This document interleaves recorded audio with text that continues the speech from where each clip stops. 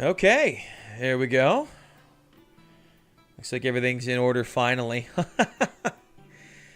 All right, well, here we are, ladies and gentlemen, back at it again, and now I have exciting news that we're on my final model for the Imperial Knights army. All the models that I currently have, anyway, we're on the last one, which is very exciting stuff.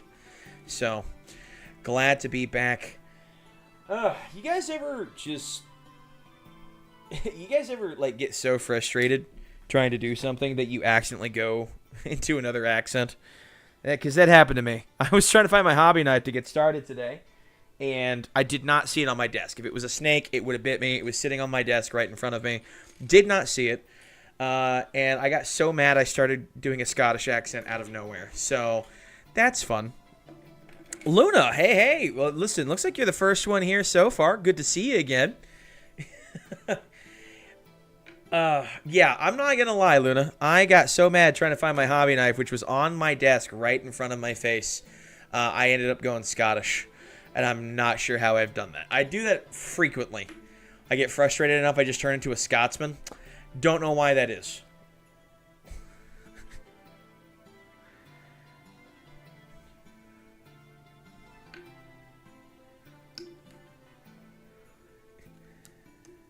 There we go. Try not to cut myself while pulling that out. But yeah, I'm sitting there trying to find my knife. Couldn't find it anywhere. It was on my desk right in front of my face. Just didn't see it. And I got so mad. I'm like, where is my freaking hobby knife?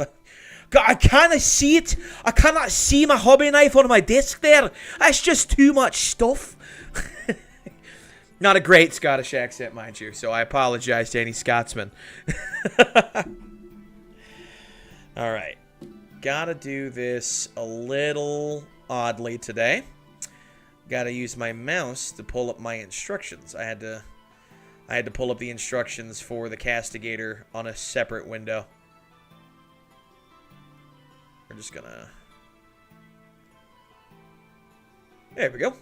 Alrighty. So, this is my last night, Luna. This is exciting. I don't have any other models now after this.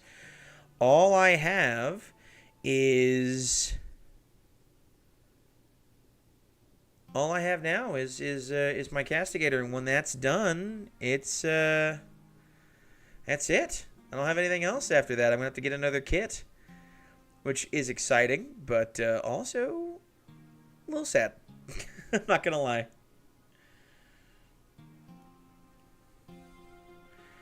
Alrighty. Plastic cement. So, how went the work on your night? Did you get some good work done on it?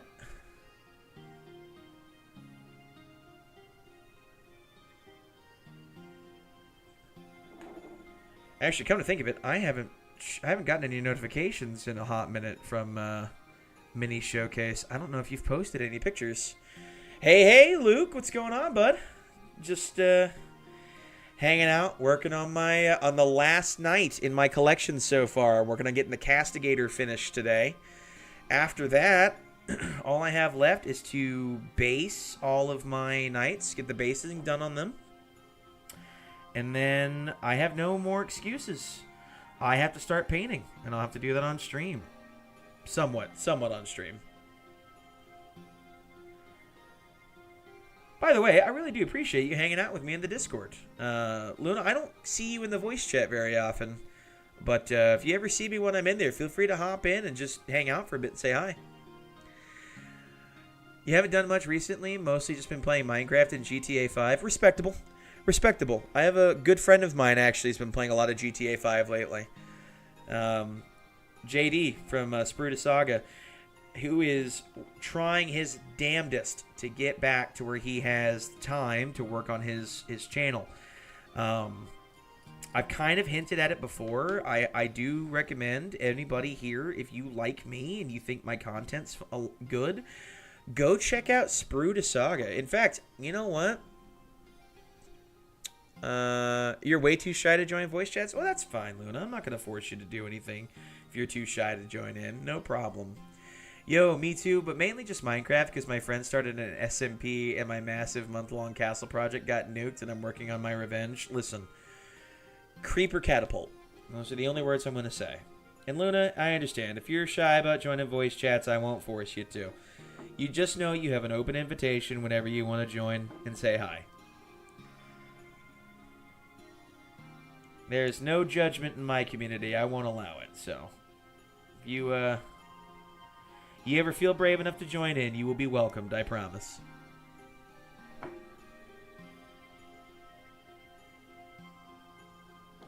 There we are.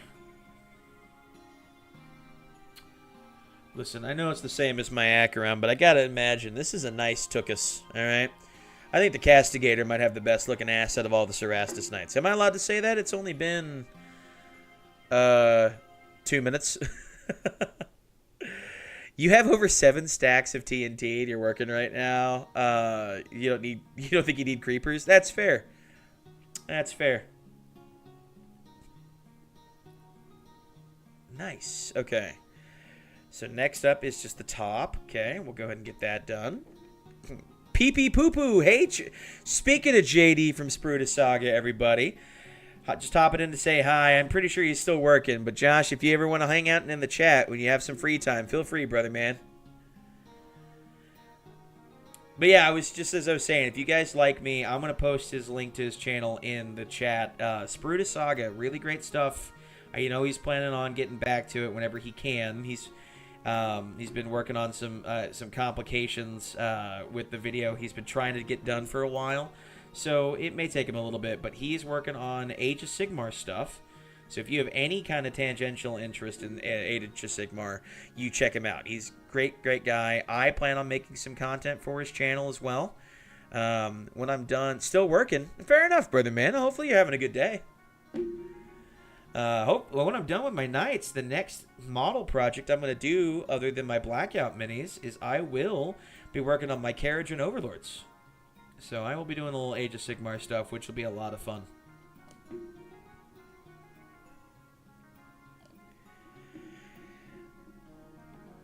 You have to finish making... Oh, you've just finished making a candle, Luna? I didn't even see that message. You have got to post some pictures. That'd be awesome. Just post it in the general. I'd like to see the candle that you're doing. That'd be nice. Be really nice. Okay. So I've cut the tabs off. The problem with gluing any legs on for the Castigator is I have to finish the base. And I have not had the patience to finish carving up that Doom Scythe yet. I'm kind of at the point where I think I'm going to hold off on the Doom Scythe. I want to use it, but I think I might use it for a different project. But it's mostly the frustration talking. I still want to use it. Luke, me and my team have also stolen 3 sets of nether armor from the toughest players in the server through various traps. Dude, diabolical. Diabolical. That's awesome. That is awesome. Let's see. I've had the exact same problem, but for me, I'm using some spare mini parts for a really cool base for him to stand on. Nice. You made it because you were bored and you have some wax? Nice, Luna. You know, my mom, she spins her own yarn and dyes it. She actually won a... I guess not really a competition. She entered it in a competition at like an arts festival here in Oklahoma. She won first place. And the judges valued her yarn that she spun at about $600. She won't sell it. She's kept it as a prize, which is really cool. My mom's pretty badass that way. B3, B13, B14, and now B12. Okay. So I don't have my... I wish I did. I wish I had my my instruction booklet. I have no idea where it ended up. I can't find it, so we're just going to be using digital instructions today to get this done. There are worse ways to make a Castigator. But huge fan of the Castigator. My second favorite knight model of all time. Not my second favorite model, though. If I had to be honest with you... My second favorite model would probably be...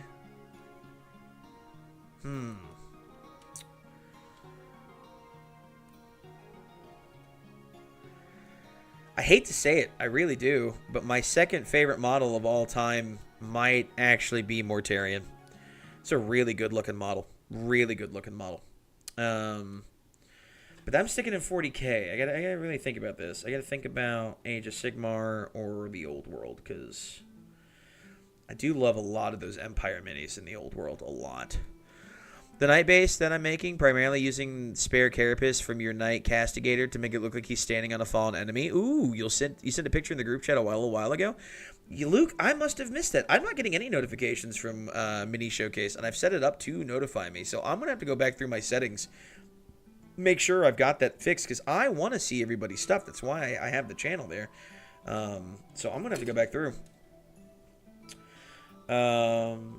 Also, I am thinking about what I'm going to do later in the year. So my wife said, she gave me permission, honestly. It's kind of a negotiation. I'm allowed to buy 2 Knight Destriers later this year. I'm very excited for that. But I think I'm going to postpone buying Destriers. And I think what I'm going to do is I'm going to buy 1 Destrier, and then I'm going to start buying some Cities of Sigmar models so I can start my Cities of Sigmar army, because I'm getting real excited for that. I'm also just a giant mega nerd, and I can't ever just... Yeah, the hole in the top of the head are going to make a Paul Pilot climb out of? Paul Pilot?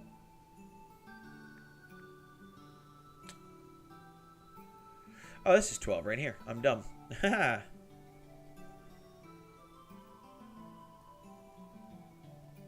Nifty. I stopped talking. I'm going to start my Cities of Sigmar army. I'm getting really excited for that. I had some ideas. I've been looking at those models that they've got recently. They've got like those Knight Gallant models that they're coming out with for the infantry, which is, I think, rather interesting, personally. I think they look really good. I'm sorry. OBS is acting up. I'm trying to... There we go. I was messing with the decibels. It was acting out, and then I was adjusting the volume as necessary on the music, so I apologize. Those Knight Gallant models look really, really good. The infantry, heavy armored knights with the heraldry and complex armor and stuff looks really, really good. I'm like super excited to get my hands on them. And I just had this really cool idea of a Cities of Sigmar army where you have Knight Gallants, the infantry, and then you also have the Knight Cavaliers, so the cavalry. And ever since then, I've been stuck on this like loop in my head of like, I want to build a Cities of Sigmar army. I want to build a Cities of Sigmar army. So later in the year, I'm going to buy some Cities of Sigmar. Get started on building an army. It may be a cog for it. I don't know.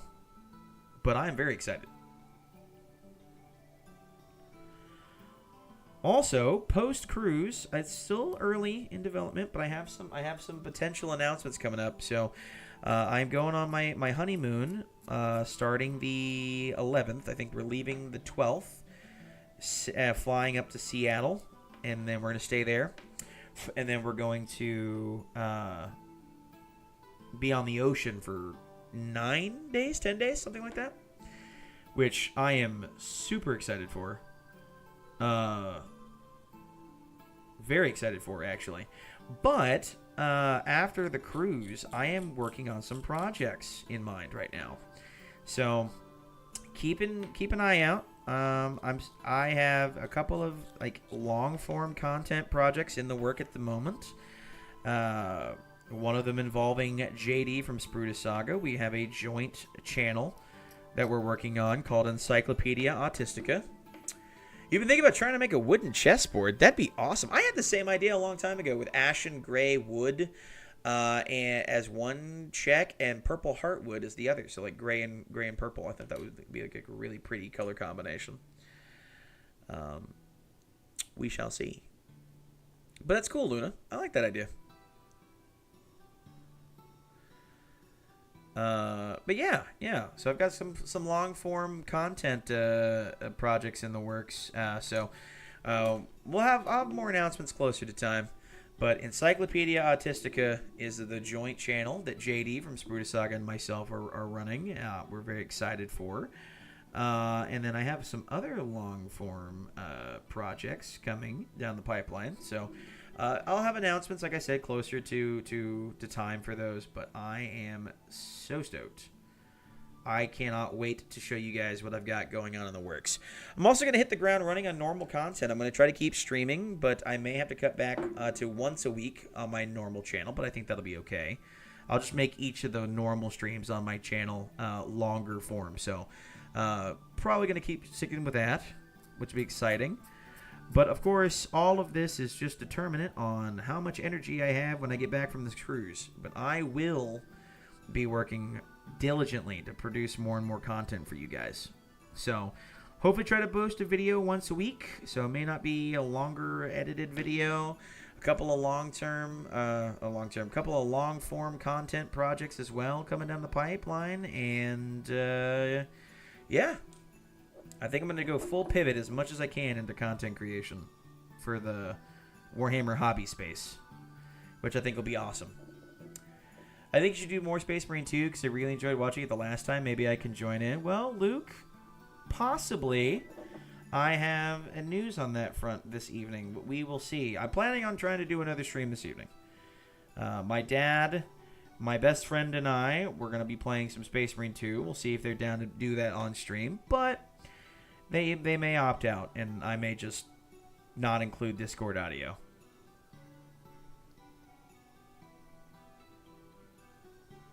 And if there's a spot available and everyone's cool with that, Luke, I'm fine with you joining in.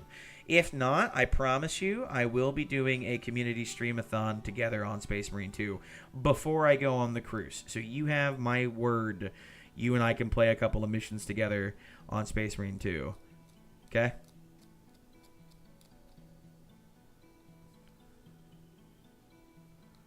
There we are. Trying not to ruin this piece since I kind of fucked up on that little trim there. You did have an idea for a chessboard for your college project when you were studying engineering? Well, you know what, Luna? I think you should pursue that. That'd be a cool idea. I don't know what your plan is, but I'm in. Oop, I'm going to keep dropping this piece and possibly ruin it further. Okay, so that's that. And then we take the back, which I need to trim up real fast.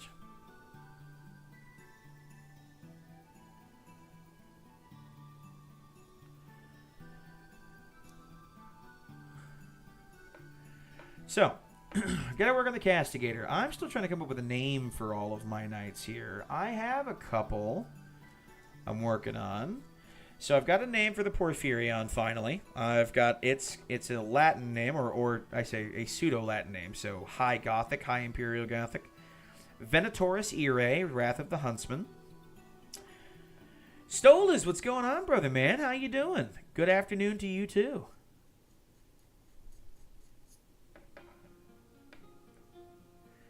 You have a question, though? Can I show the Porphyrion because you didn't get to see it when it was finished because you had to leave early on the stream? You know what? Absolutely you can. I'll even show you what I've done to it since the stream. Okay. First things first, since you didn't get to see it while it was finished, we're going to do a little size comparison. Give me 1 second. So, this is the Magna Las Cannon, and this is my Knight Preceptor. As you can tell, there is a sizable size difference between the Magna Las Cannon of the Porphyrion and a Knight Questoris. This thing is freaking massive, I have to say. It fills me with giddy excitement every time I get to see it. And I can't wait to paint this on stream. I have an idea for a paint schema for that, which I think will be great.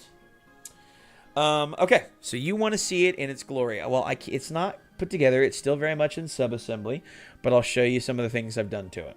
Okay? So this is the carapace of the Knight Porphyrion here. It's still, I gotta bend these back, and they've warped back a little bit, but yeah, crazy, right? So this is the Porphyrion torso. Got it finished finally, which I think it looks pretty damn good, if you ask me. Okay. Now, the thing that I've been working on with this since I streamed last was I wanted to make sure I could swap out these turrets, or these missiles on the back. So I've magnetized them. So what I've done is I've put the stud magnets for the missiles in here. Now, they did not fit perfectly. This was not flat. I had to file them down with my Dremel tool.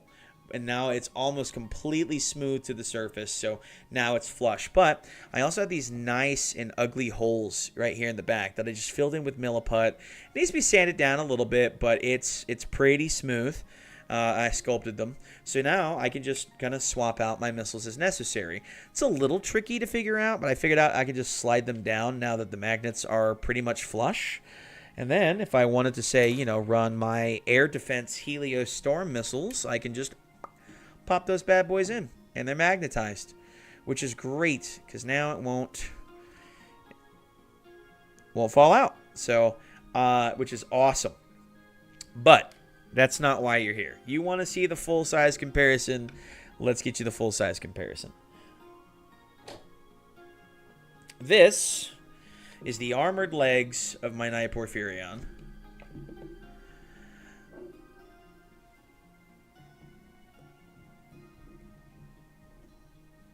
And then,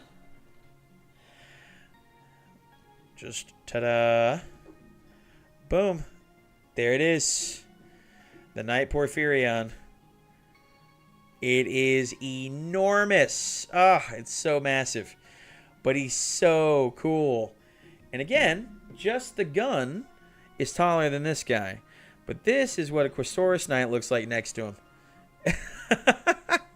It's fucking gigantic. Anyway,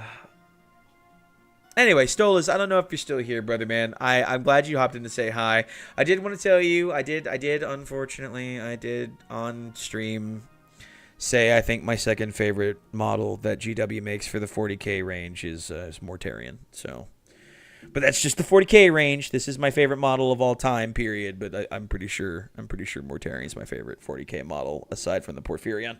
So, for now, all right, I will say this. When my boy Lehman comes back, never talk to me or my son again. Fair enough, Luna. But when my boy Lehman comes back, if I, out of obligation, whether the model's good or not, I have to say Lehman. So, I hope you're ready for that nonsense. Alrighty, let's get my boy Venatorus Ire put away. What do you say? I am so excited. He's so close to done. The model is so good. Oh my god. The Mortarion is such a pretty model. If I ever get my own Mortarion, I have a plan on how I'm going to like base him with like a mushroom forest that's like dark and grimy and slimy. And like I have this idea of doing like OSL or object source sliding where the wings are glowing and it's casting like glow over the mushrooms. Oh, it would be so good. But also, like, ew, icky, chaos, blah, blah, blah, blah, blah, blah, blah, whatever. We know the shtick. Imperial simp, yada, yada. I have to live up to the meme, but still. Oh, my boy Venatorus Ire. I'm so glad. He's so close. He's like 99% of the way done. 99% of the way done. I still have to bend his stubbers back into position because, unfortunately, they warped again. But all in all, it's pretty much there. I'm so excited. And then I get to spend almost 100 hours painting him, which most of that will be done on stream. Most of it. I still have to do like the airbrushing, which I'm not going to do on stream. And that'll be fun.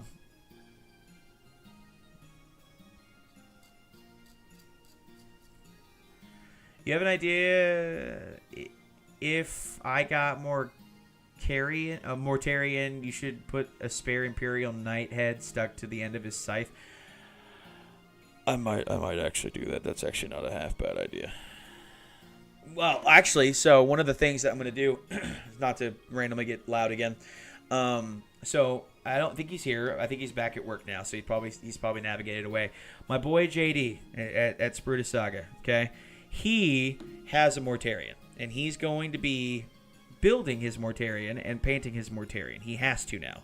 Because he promised me, if I ever got my Porphyrion and I built it and I painted it, we would do a 1v1. The Mortarion I bought him, he promised me this the day I gave it to him. I bought him that Mortarion. He would build it and paint it, and we would battle it out. His Mortarion versus my Porphyrion, and see who would win that fight. Now, I'm not dumb. I know who wins that fight. I know it's the Porphyrion. I just want to know by how much I win that fight by. And that's not even like Imperial simping going on. That's just like the damage output my Porphyrion can do. Theoretically, with max damage and max rolls, I could kill Mortarion in a single shooting phase.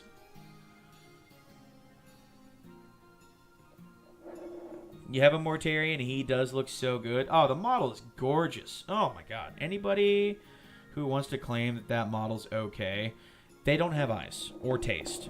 Alright, Mortarion as a model is fantastic. Okay, alright, hold on. If you do that, please make a YouTube video on it. I would love to watch it. Mortarion wins against your little toy in my heart. Listen, in your heart, but in reality, no simping involved, because I don't even have to simp. By just the final, what's going on, brother, man? Finally, another Imperial simp who knows what I'm talking about. Pure numbers alone, Porphyrion wins. There's Mortarion could do some serious damage. If it gets to 2 rounds, Mortarion could do a good amount of damage to the Porphyrion. I don't think he's getting through 30 wounds on the Porphyrion though. But he could, in 2 rounds, in theory, kill the Porphyrion. It all depends on who goes first, is really what it comes down to. All the Primarch models look so good. In 40k, they look so good. Okay? I have to be honest. For the greater good, get your shit out of here, Final, you bastard. By the way, I'm waiting to get an answer from the person I know. As soon as I know, and I will know today, you will know about that Steam key. But I do have somebody who may be interested. OMG Tau propaganda. Yeah, fucking Final and his fucking. He's been putting forth this Tau lies that I am a huge Tau fan. I don't know where this is coming from. I'm not interested in space weeaboo communists, okay? I'm just not. Especially fishy space weeaboo communists. Although I have to admit some of their models are pretty nice. We actually looked together. We actually pulled up the...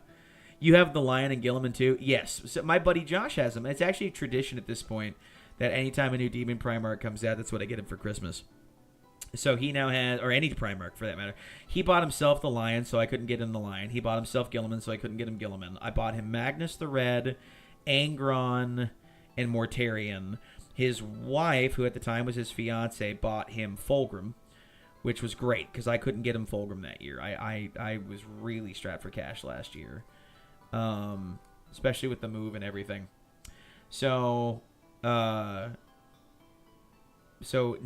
when Perturabo comes out, which I am excited, by the way. Has anyone seen like the potential, like the potential leaks of Perturabo's Demon Primarch model?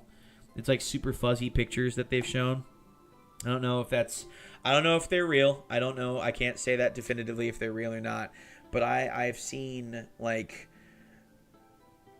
rumors of like pictures, like super fuzzy pictures and whatnot, and if what I've seen is true, it looks really good. It looks really, really good, and it's going to be massive. He might even be the biggest Primarch model ever made, if that's the case, and I'm excited. I'm very excited. Boo. That's fair, Luke. Listen, I know you're a Dorn guy. I'm also a Dorn guy. I am very much interested to see how that goes out. You know, funnily enough, so is anyone familiar, since we're here, is anyone familiar with a YouTuber by the name of Inquisitor Romanov? He's a 40k lore guy. He's actually really cool. Been in the hobby a long time. You've been thinking about getting the other 3 Demon Primarchs as display pieces, but they're so expensive. They are expensive, but damn it, are they gorgeous. That's the problem. I've bought all those Primarchs for... I spent more money... well, no, I can't say that now. I can't say that now. I bought myself an Acheron and 2 Castorus Knights. That was like $600. So, but before that, I spent more money on my friend for Christmas than I spent for me on Warhammer. Yeah, well, everyone should be Perturabo. If and I know this, Luke, I know, but the model does look really good. I have to say, if the leaks are to be believed, they may not be. It may not be. For all I know, it could be fan sculpts based off of the artwork, but it looks like it's shaping to be the biggest Primarch model ever made. And that is interesting to me. Very interesting to me. So, we'll see. We'll see how it goes. I'm very curious myself. But Inquisitor Romanov, so there was actually something that was done relatively recently that he made a video on. And he made a video talking about the same topic a long time ago. And honestly, Stolas, it made me think of you when he was talking about it. Because how does this fit on here? Oh, wait. Does this... this is the front, so this is the back. The video in question, he was talking about an old...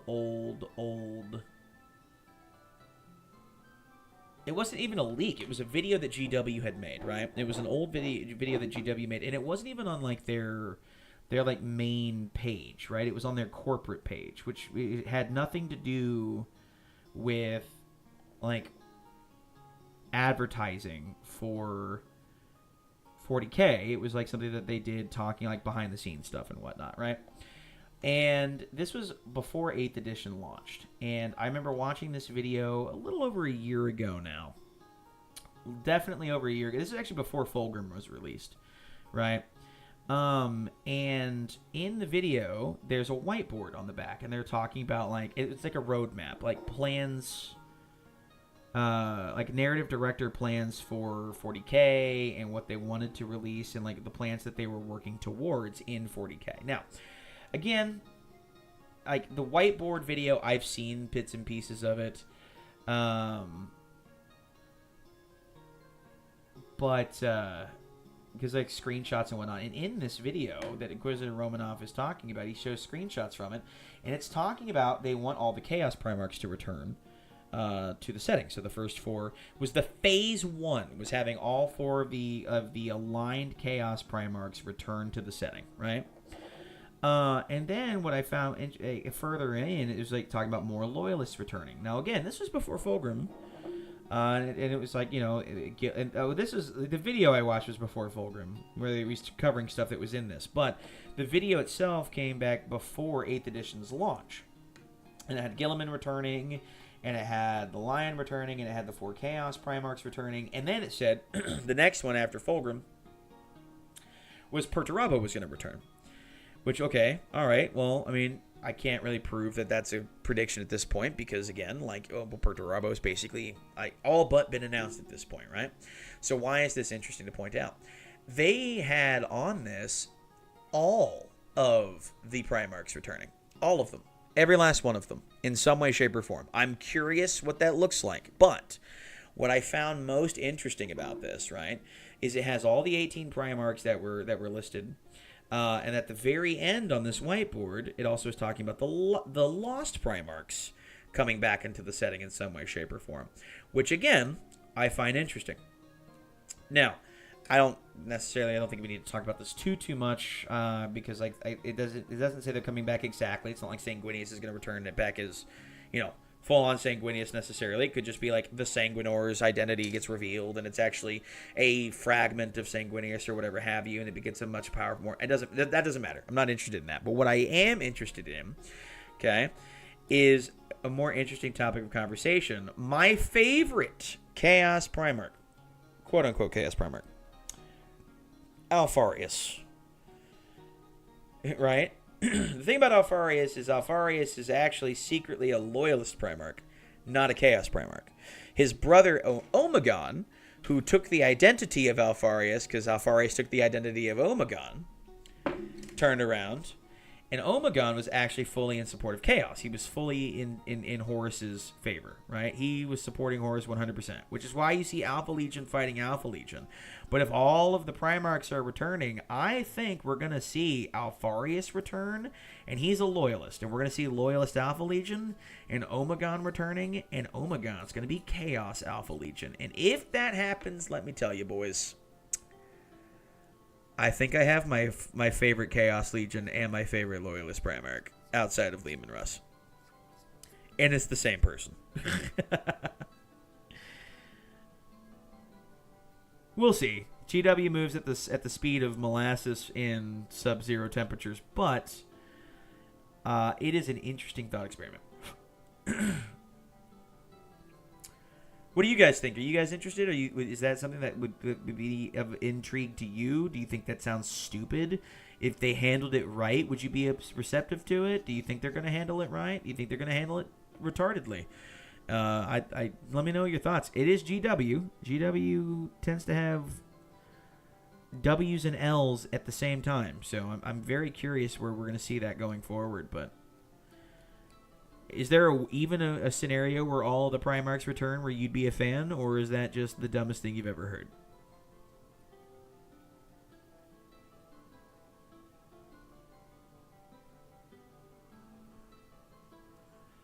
It'll definitely be interesting to see a Legion that's both Loyalist and Traitor. Exactly. Well, that's one of the things that was covered towards the end of the Death and a lot of Alpha Legion-centric books is that Omegon, who secretly took the... I mean, he didn't secretly. Omegon and Alfarius swapped places, so Alfarius...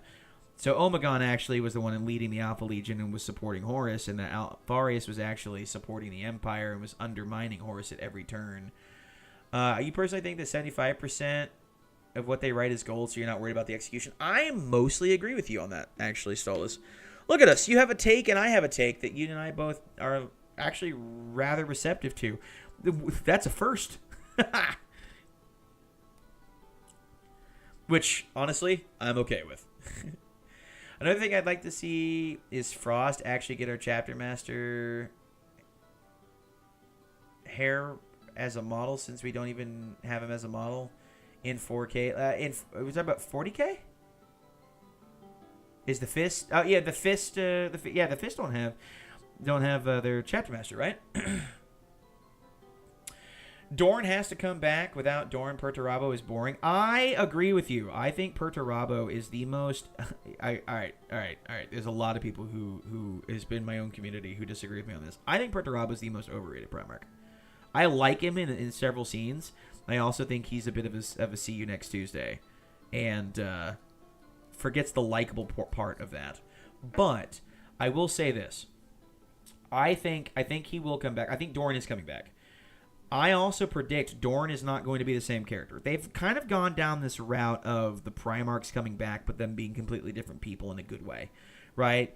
Gilliman's no longer the same Gilliman, although he kind of was forced to change pretty quickly because of the environment around him. The Lion has aged and relaxed and is no longer as much of a hard ass as he used to be. I think Dorn will come back, and I think Dorn will come back massively changed. And I think what's going to happen is, and I've kind of made this prediction before, I think GW kind of regrets making the Imperial Fists a founding chapter. I think they kind of wish now that the Imperial Fists were a successor chapter, and that the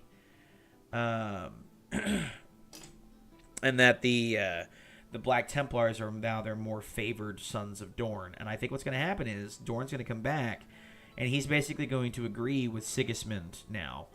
And he's going to be very rage-induced and very angry all the time. And what's going to happen is, I think we're going to see Dorn come back, but he's going to don the black, not the yellow. And I would love to see that. I'd love to see, Crusader Dorn return, rather than necessarily honorable stalwart Dorn. How do you think GW will handle Dorn losing his hand? Okay, all right. There's two ways that they'll go about doing it. Either they'll do it the boring route and give him a bionic hand, which is possible. I mean, you have, mechanical implants. But I think it would be sick if they didn't do that. They kept him one-handed, and instead he's wearing the black armor of the Black Templars, and his giant chainsword is just converted into a prosthetic.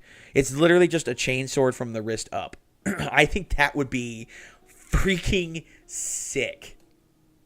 It would be cool to see that, but I would still love it if he wore his yellow colors again to run with the fists. You can wish whatever you like, but I still say please let him come back and lead the fist again. I think he will. I think if you kind of look at it as a whole, every Primarch has come back and kind of started to turn their Legion back, right? The Dark Angels are gathering together, all of the successors. Lion has redeemed the Fallen. They are now, the Risen or the Redeemed? I can't remember now. But they're coming back in some way, shape, or form, right? Then you have Guilliman, is rebuilding Ultramar, and a whole bunch of Ultramarine successors are coming to his side. And he's basically rebuilding the Legion with the Indominus Crusade. I think Dorn will do the same thing, but I think he's going to turn them into a crusading force. I think the Black Templars are going to be like the template that he uses, essentially. But I think the fists will be led. I think he will just start to use the fists as a crusading force, similar to the Black Templars in lore. Dorn breaking the fist's heart would be on brand with the writing. I agree. I also think if they do it, it's in the same way with Ferrus Manus. If they, and I'm using this as a parallel. I'm not saying that they should do this. The Redeemed are called the Risen. Good. Okay. So I was kind of on the money there. I think, if they brought back Ferrus Manus would see what his sons have become, and they become less and less human, because he was becoming more and more human towards the end. He even started to realize his mistakes early on. And then before he could pivot, he got a haircut by Fulgrim. Really close shave, you could say. But I think if he comes back, he would basically try to redeem his sons and make them more human again. Dorn, same way, but in the opposite direction. He's going to take the fist and he's going to turn them into a crusading force. The Templars were right kind of all along kind of deal, and embrace Sigismund's philosophy. And I think that would be so cool. I really do. And like I said, I really kind of hope they keep his hand lost, but they give him a giant chainsword prosthetic instead. I think that would be really cool. We'll see. We'll see how they do it, but I'm in.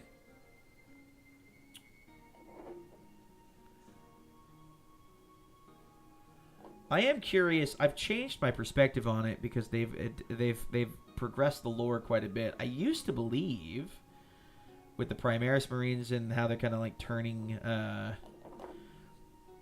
the Space Wolves are basically almost all Primaris now, and they're no longer the Sons of Fenris, because most of them were Earth-made Space Wolves. That when Lehman came back, he would go to war with Guilliman over it, basically blame him for what happened and all that. I've kind of changed my tune on that a little bit. Let's see. Fallen Black Templars seemed funny to me. Some of them are hiding on Imperial worlds. How though? They're 8-foot tall Space Marines. Oh yeah, the Dark Age, Fallen Dark Age. Yes. Well, you see, that's a vestige of older lore, because it used to be Space Marines were just dudes in power armor. They weren't genetically altered super soldiers. But GW never went back and updated that old lore. They never went back and fixed it and made it more in line with the lore that they've developed now. And so now they kind of have these weird vestiges where that's the case. Here's a great question for you. With that same kind of thing in mind, how do you think the Alpha Legion invades? How do they hide in plain sight and gather their information? We kind of think now it's a network of spies, but in reality, how do they do that without getting caught? You're an 8-foot tall super soldier freak of nature. How is no one seeing you move through a crowd of people? How can you hide in plain sight as a Space Marine? It doesn't make any sense. It's just one of those weird vestiges of older lore, man. And it's so funny to me that GW is like, oh, yeah, okay, maybe we kind of messed up there. That's good stuff. Give me 2 seconds here. Let me see what's going on. Oh, hello, puppers. Hello, Han. Okay. Just making sure the puppy was somewhere I could see him. I haven't had eyes on him for a hot minute. One thing that would be really cool is if they brought back Rogel, it would be right as Perturabo was about to kill Guilliman, and Rogel comes into and saves him and banish Perturabo back into the warp. It would be kind of cool. So the rumor is in this current edition of 40K, the rumor is that Primarchs will be returning, plural. That was a statement done by GW, and people have been reading into that. Like, okay, so Primarchs, plural, are returning to the setting? And GW is pretty deliberate about how, like, the wording that they use. So we may be getting multiple Primarchs returning in this setting. So we could, in this edition, see Rogaldorn show back up. I don't know if we'll see Rogaldorn showing up to save Gilliman. That would be kind of cool, though. I have to agree with you. But Gilliman getting his ass kicked by 2 Chaos Primarchs as they return, I don't know that GW would go that far. Maybe, though, the Lion is getting his ass kicked and Rogel shows up. But, like, remember when Mortarius showed back up in the lore, you know, Gilliman was actually killed by Mortarion and then the Emperor saved him. So I don't know if they do that twice. It would be kind of fitting, though. Final would probably cry. And you don't want to make Final cry, though. I'd love that, too. Make Gilliman look breakable for a second. Again, Mortarion did kill him. You know, just saying. Mortarion whooped some Gilliman ass, and it took the direct divine intervention of the Emperor of Mankind in order to save him from demonkind. The Ultramarines seem too OP. Let's diminish their pride. You know what? I say that all the time. See, the problem isn't that, like, I actually really like a lot of Ultramarine characters. Malum, Kaido, Dimitri, and Titus. Even Calgar to a point. But the problem is like GW can't ever, like, just have the Ultramarines lose. Every other chapter of Space Marines lose way too much. Let's say way too much. Every other chapter of Space Marines loses, but when the Ultramarines lose, they lose, but they also win, right? Like, the first Tyrannic War, the Ultramarines were fighting off an invasion fleet of Tyranids, and they somehow won. Even though they lost a lot of brothers to them, they still won. Like, come on. Like, it doesn't have to be a Pyrrhic victory every single time. You can let the Ultramarines lose. It's okay. You let the Space Wolves loose, and they're my favorite chapter, and I like the fact that they lose. I'm just tired of GW putting their fingers on the scale. Is what it boils down to. Exactly. Ultramarine are way overhyped. Let's break their spirits and let another chapter take the lead. Other legions get undercut for the Ultramarines to look good, and you hate it. Brother, you're preaching to the choir, and that's an Imperial simp that you're talking to. Right? I like the Ultramarines. But, one, I don't think they'd be as popular as they were if they weren't considered the default. And two, and my favorite part of this, if GW stopped putting their fingers on the scales. Like, it's okay. Let your boys lose. It's all right.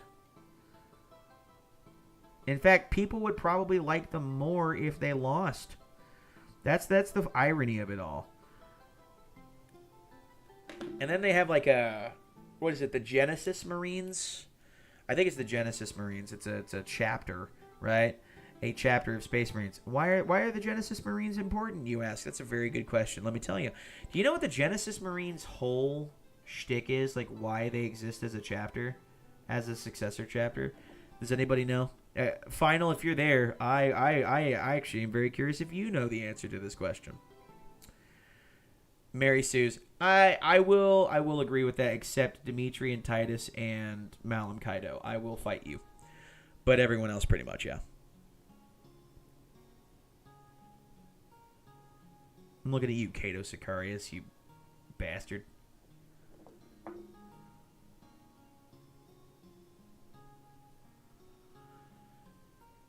Yeah, so, the Genesis Marines. Okay, why are they important?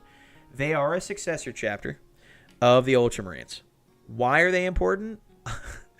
Because, my beautiful, veritable friends, their sole job, the sole reason the Genesis Marines even exist. Someone punched him hard and punched him in his giblets too hard. That's right, Luke. Someone punched him in his giblets too hard. Don't you know, it's not going to work out well for them, you know. That's because they punched him too hard, right in the giblets. Sorry. I should not stream when giblets gets brought up because I'm going to go Scottish. And not very well, mind you. Because your brain's the size of a walnut there, lad. You can't understand.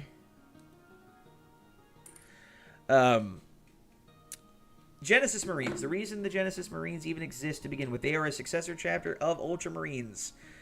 And they exist not as chiplets. Thanks. I do impressions and accents way too much. Ogres are like onions. They have layers. That's that right. I did a little too much of my rolling of my R's there. You got to pop your R's if you're. That's the trick. If you want to do Scottish accents, you have to pop your R's, right? If you're gonna call someone a wee little girl, you can't say you wee little girl. It's you wee little gettle. That's how you got to pop your R's. Ettle. I only know that because I watch a lot of language coaches to help people with accents. The Genesis Marines. I'm trying so hard. I do too. My friends all make fun of me for doing voices. Well, so I used to get horribly drunk when I was like in my early 20s, and I would stream GTA. Mind you, this is in the first 3 years GTA 5's been out. So I'm streaming GTA, and I would stream it on Twitch on my old Raging Wookiee Xbox account, right? And what I would do is I would stream it, and I'd either do it as Barack Obama playing GTA or Mickey Mouse, which was a lot of fun. But you've not lived until you've had Mickey Mouse screaming and cussing at the top of his lungs angrily at somebody for shooting them. Why I think you do them perfectly fine is what makes you such a funny streamer. That's why I love watching your videos. That's great. Thank you, Luke. I appreciate that. But yeah, streaming and cussing at people as Mickey Mouse was some of the most entertaining shit I've ever done in my life. Stupid. Very stupid. But a lot of fun.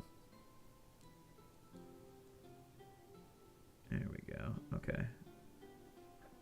I've ever played GTA 5 on PlayStation 3. Exactly.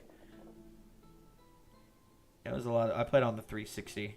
And that's where I would stream on Twitch, was on the 360. And then I got the Xbox One version when it came out, because everybody got GTA 5 on the next console if you played it on console, because honestly it was one of the only worthwhile games having. PlayStation 4 or Xbox One era was awful. Just awful. PlayStation 4 had a lot of really good single player exclusives though, I have to admit. But after the single party stuff, all of it went downhill.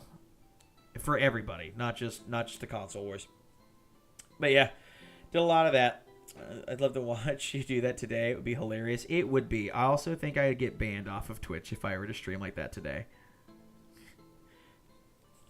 Just driving around on a fucking motorcycle shooting people as Mickey Mouse. Just, I said, get the fuck out of the way, bitch! Shit like that. Just.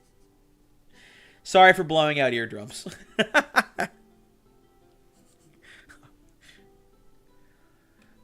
I'm having way too much fun.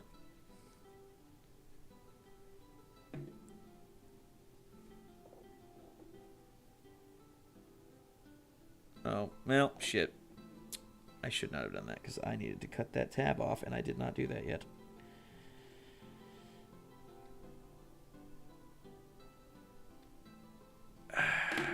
There we go. Get you some glue. Now most of my impressions are animated characters like Shaggy. I could do a little bit of Kermit the Frog. I can laugh like Scooby-Doo really, really well, I've been told. And then Barack Obama and Donald Trump. But I'm going to save those for not streaming voices. Yeah, see, they had some, really good single-party exclusives, and then after that, and even on the Xbox One, it was just trash all around. And now you look at the PlayStation 5 and what the fucking Xbox X or whatever we're calling them now. And it's not much better, my dude. It's not much better. Hello, Chubby. Hello. You coming to say hi? You're not on camera. You won't be on camera. Here. Oh, God. Gonna gonna drop my camera. Sorry about that. That's gonna be terrifying to watch on stream. Outside of like niche titles and RPGs, just the worst. I agree. I'm gonna knock my camera off stream now. Yeah, it's honestly, man, like it's all trash. I do a lot of indie stuff now. I love indie games. I was showing some friends of mine last night. There's a game I like called Shadows of Doubt, which is a detective procedurally generated game. Persona 5, that's not bad. That's not bad. No, we were going to fall into the infinite void of nothingness below your desk. Nope, I have a cable that camera's attached to. The dog will eat us. Chewie won't eat anybody. Chewie's a sweetheart. Chewie is actually trying to pick up the kittens, which, by the way, I will have an update for that. We will be having a second camera using my smartphone for kitten cam. So we will have kitten cam, I promise you. So next week, kitten cam. Stay tuned. Let's see. I've got the pack on the back done, which is good.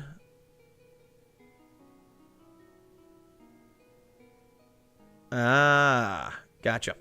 Okay, sorry. I'm having to use my computer for my instructions. I still have not found my... I've still not found my my paper instructions for the Castigator, which is a shame.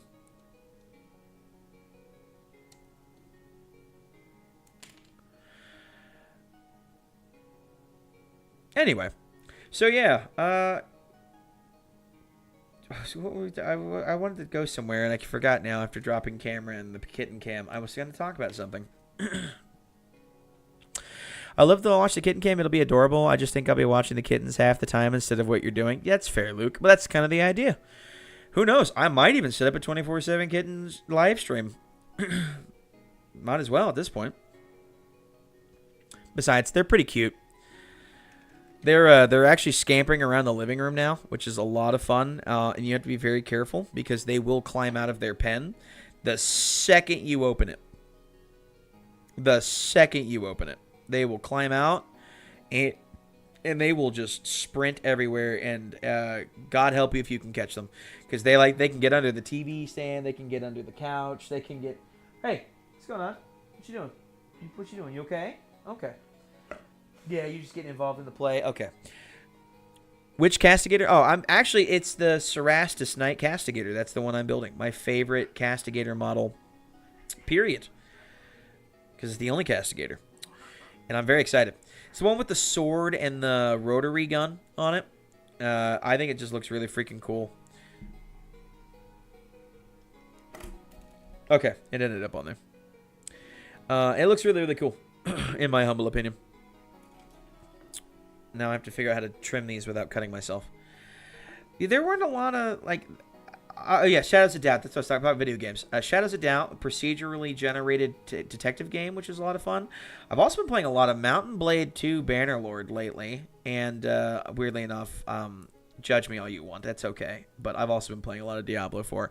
I got the Paladin class this morning, and I played Diablo 4 quite a bit this morning, and I finally have a build for it I like, and I'm already like almost level 29, I think. Benefits of playing on expert difficulty the second you get the character, but I got my teeth kicked in quite a few times. Oh my god, my heart skipped a beat. Because I almost dropped that. I would not have found that. I actually kind of want to go back and play some more Diablo 4. By the way, Stolas, possibly tonight I will be playing some Space Marine 2 on stream. Possibly. I will be playing Space Marine 2. It is up to whether my companions, whether or not I can stream it. Which I'm very much looking forward to. It'll be a lot of fun. Also, again, kind of up in the air. We're waiting on when I get back from the cruise, but I just want to reiterate, Papa Wizard and I are going to be working on some long-form content regularly for the channel. So if you guys are interested and want to see some more Papa Wizard content, just wait till I get back from the cruise, where I will be forcing him to find the time because he promised me he'd be down. Right on, you like watching that game? Hell yeah, well, you're going to watch me either be really okay or really terrible at it. Who knows? Maybe I can get someone to join in and tell me I'm trash at the game. And then also tell me wrong information about the game. I look forward to that. Now, that was my favorite. Being told I suck at this game. I was the only one in that entire game, too, that didn't go down. So if I suck at the game, then I don't want to know what happened to those guys. So I need 24. But yeah, Papa Wizard and I are going to be trying to do some more long-form content coming soon after the cruise. So be prepared. If anyone has any topics they want Papa Wizard and I to cover together, let me know. Because we will be discussing 40k lore together as he's getting into it and really starting to enjoy himself quite a bit. His favorite character is still pre-Chaos Horus, but pre-Chaos Horus was pretty cool. Pee-pee poo-poo! Hello, Joshy Poo. JD from Spruta Saga, everybody. Which, again, I cannot stress this enough. If you have not seen any of his content yet, you are doing yourself a disservice. He's only got the one video up at the moment, but it is a good one. People say mean stuff is a good thing for content creation. It means the algorithm is pushing you to a broad group of viewers. That is correct. I like getting hate comments. I've actually, it's slowed down quite a bit on the AI-generated comments that I used to get, which is a little sad because I've actually enjoyed getting those comments. Chewie, calm down. You just scared yourself. It's okay.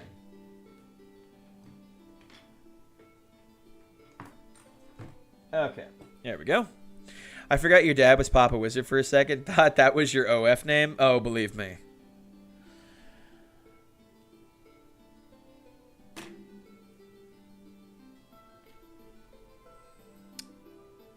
I just got so incredibly lucky. You're my favorite model? Oh. Thanks, bud. You are my favorite model. I'd subscribe to your OnlyFans, Josh. I launched this tiny fucking piece and it landed on my, you probably saw it on the camera. Caught it on my shirt. The benefits of being fat, ladies and gentlemen, because holy moly, my heart skipped a fucking beat. Let me tell you. My heart skipped a beat. God, I thought I was going to die for a second. I was like, oh no, I lost it. I'll never find it on the carpet. It's the same fucking color.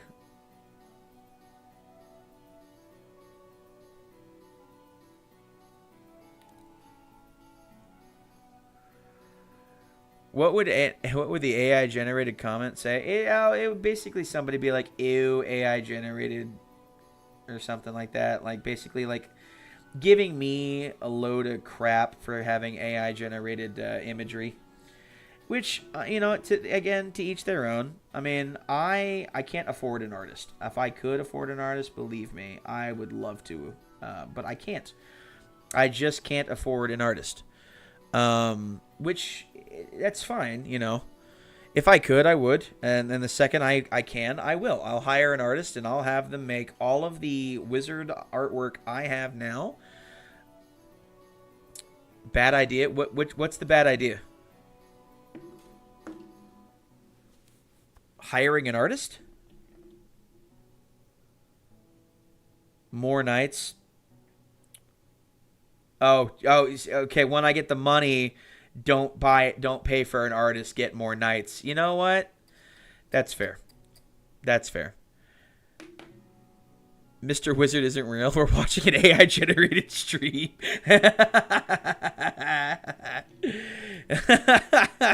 I wish. Oh, it's so funny, Final. You got me there. Anyone who says otherwise about your thumbnails, loading bolt noises, I should take it up with me. That's funny, Luke. Thank you. Honestly, like that's really it, you know. For sure, not real. Fucking assholes, both of you. Why am I friends with you guys again? You can't confirm. You're an ass.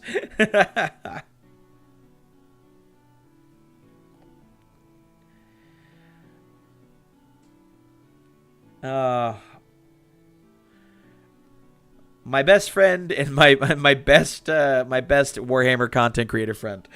Both of you. You both suck. That's funny. That's good. That's really good. Well, what I need to do is I still need to work on I've got several episodes down for JD and I's podcast for Encyclopedia Autistica, our joint channel that we will be posting content to real soon. He hasn't been reading the chat. That's how we know he isn't real. What? Mr. Wizard has been AI the entire time. We've just been talking to the most complicated ever.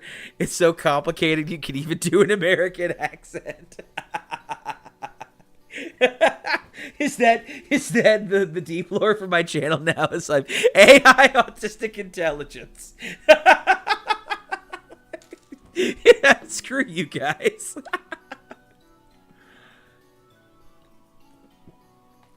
That's funny. That's funny. Oh my gosh. Another way we could tell he's AI is by the way he keeps dropping all of his pieces. Ah, it hurts. Ow. That was a low blow. I mean, accurate. I mean, there's that and the amount of times I super glue myself to stuff. Or to myself.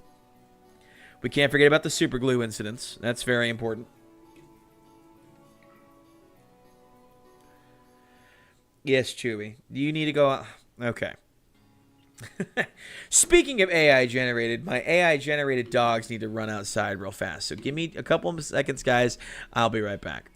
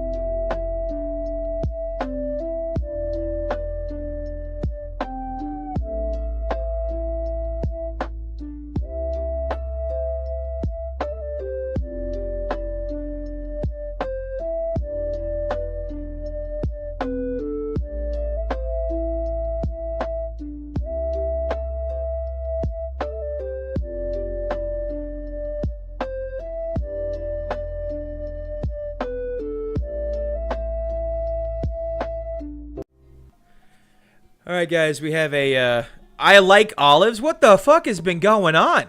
What? Hold on. We gotta go back here. Holy shit, this is massive. AI, autistic intelligence, another way. Okay. The clankers aren't used to hands. So I was watching an earlier video, Lamau, that one time you were super glued your hand to the head of your Porphyrion. Facts. The AI makes it so irrationally angry. I love to abuse someone on YouTube. I have to abuse someone on YouTube right now. Is it me or does the music go hard? We need to save up and get him some Tau models. Oh, you have 2,000 points of Tau? No. No, it's not offensive. No Tau. Reloading heavy. Okay, he likes olives. I do like the smell of Parmesan cheese. I do not like olives. Fuck you. He once kissed me for a Snickers. Accurate. What is this? Oh, is that your haircut that you want to do? Okay, all right. And then I can't reply to the olives thing or else I'll get banned. I hate all of you so much. My lady wizard, Mrs. Wizard, would like to say a few words real quick on me being AI. I can confirm he is AI. Apparently she can confirm I am AI. Well, I'll never lose the allegations now. Do not fucking tickle me. What is wrong with you? God, trying to tickle my armpit. You did force feed me a pickle at work. That did happen. That's not innuendo. That's legitimately what it sounds like. More true words have never been said. Final, bring out the olives? No. Listen, you want to hear me gag. I kid you not. I used to work at a pizza place, and I had to put olives on the pizza, and my managers would force me to put olives on the pizza, and you'd literally hear me trying not to retch. Oh, it was so bad. He's AI. She admitted it. All right, fine. You caught me. This whole stream has been fake. I am AI. Fuck it. I am abominable intelligence. At least you know AI has good taste because I'm into Warhammer. But also you know that according to Stolas' worldview, I have bad taste because I'm into Warhammer, but I'm an Imperial simp. Now you make me an army of olives? No. No. No, anything but, please. To fight my knights. Oh, thank God. My knights will defend me from olives. Final, fill his entire Warhammer box with olives and see what happens. He likes olives and is getting force-fed pickles. What has happened to the stream?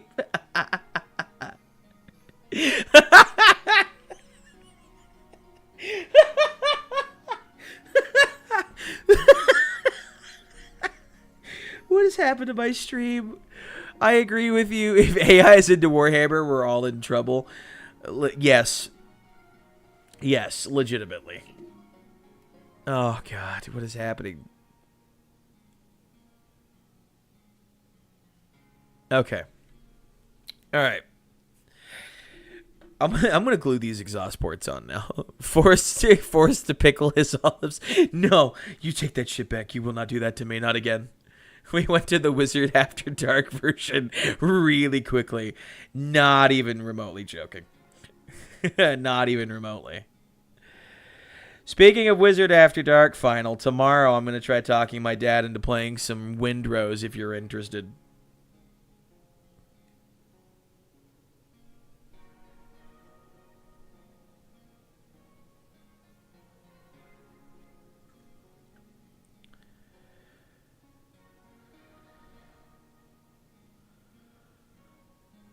Okay, there we go. Had to get that on there a little precariously, but it worked nonetheless. Yeah, well, you know, if you want to watch an AI play a pirate survival game,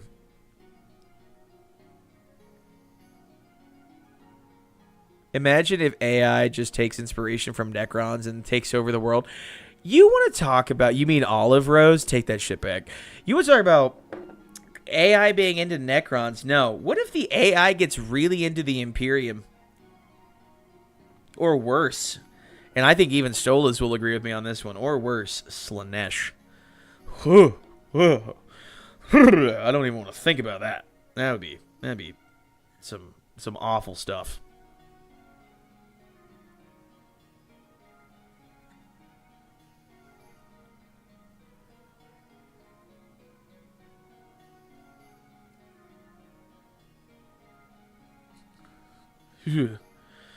An AI into Slanesh. If you're kind of overselling the survival part, more like pirates dying to pigs game, you son of a bitch. You're not wrong. You're not wrong. I died a lot to boars. And this force feed everyone the wrong type of pickles if they were into Slanesh. Sorry, I don't want to force feed people that type of pickle, Luke. No offense. Fucking son of a bitch. I think you're overplaying the survival part.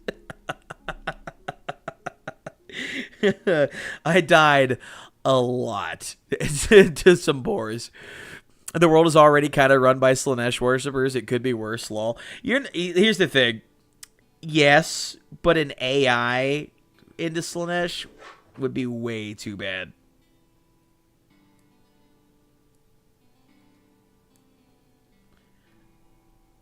Although you're not wrong.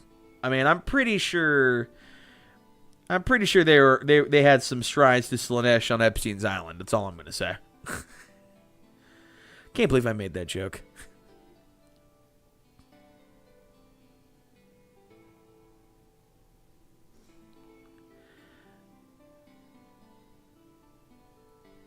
That's actually kind of true. Yeah, not wrong. Hashtag not wrong.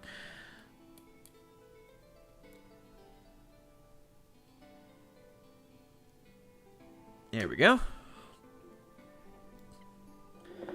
Jesus. This stream has gone to some weird places today. Some of it me, some of it definitely not me.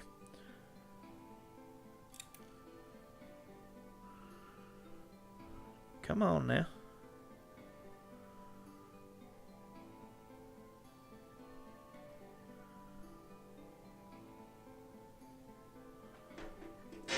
Hey! Oh, sorry, I'm yelling in your ear. Where's the lie, though? Wizard's wife, if you're watching the stream, put an olive and wizard sandwich next time you make him one for work. Yeah. Did you really just yell absolutely not? You've been denied, Luke. Honey, would you be willing to let the dogs in? Pretty please?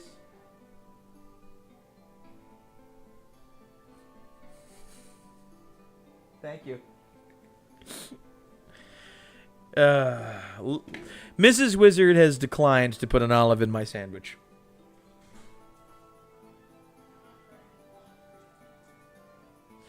Well, if I do, you'll be cleaning it up. That's the worst part. She does not want to clean up my vomit, everybody. She has declined politely to put an olive in my sandwich. Slanesh Epstein pickle olives. Josh, at this point, every single word in that post made absolutely perfect sense, and I am terrified of that. A Slanesh Epstein pickle olive. No, I'm good. I know what all of that means, and what is wrong with our stream?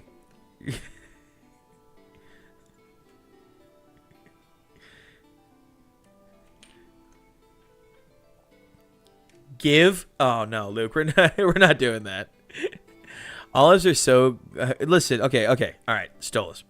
I wish I liked olives. I feel like I'm missing out, okay? My cousins, my dad, my sister, they love olives, okay? And they love olives so much that they could put a small bowl of olives out. And can I ban Josh? No, I'm sorry, Luke, you can't do that. He's my best friend. We just have to put up with him. They would put a bowl of olives out, and they could eat olives out of a bowl like freaking popcorn. I wish I liked olives. I really do. I can't even do pimento cheese because, like, I can't do pimentos because my brain associates them with olives way too much, and I wish I knew why. What you building? I am building a Cerastus Castigator from the Imperial Knight's army range. It is my last Imperial Knight left for my Imperial Knight's army. I've got everyone else built. I just need to get them based, primed, and painted after this. One of my worst parts of this whole build, by the way. I think someone joined at a weird time. Yeah, well, this whole stream has been weird. But one of the biggest pain in the necks was building this piece right here. All of these individual links are 2 individual pieces, and they have to be super flexible. And this took me hours of my life that I can never get back now. But currently working on the torso for my Cerastus Knight Castigator. After this will be my second Cerastus Knight I've built after my Acheron. And so that brings me up to 4 armigers, a knight errant, a knight errant, knight defender, and knight preceptor for the Christoris, a knight castellan, 2 Cerastus knights, and my Porphyrion.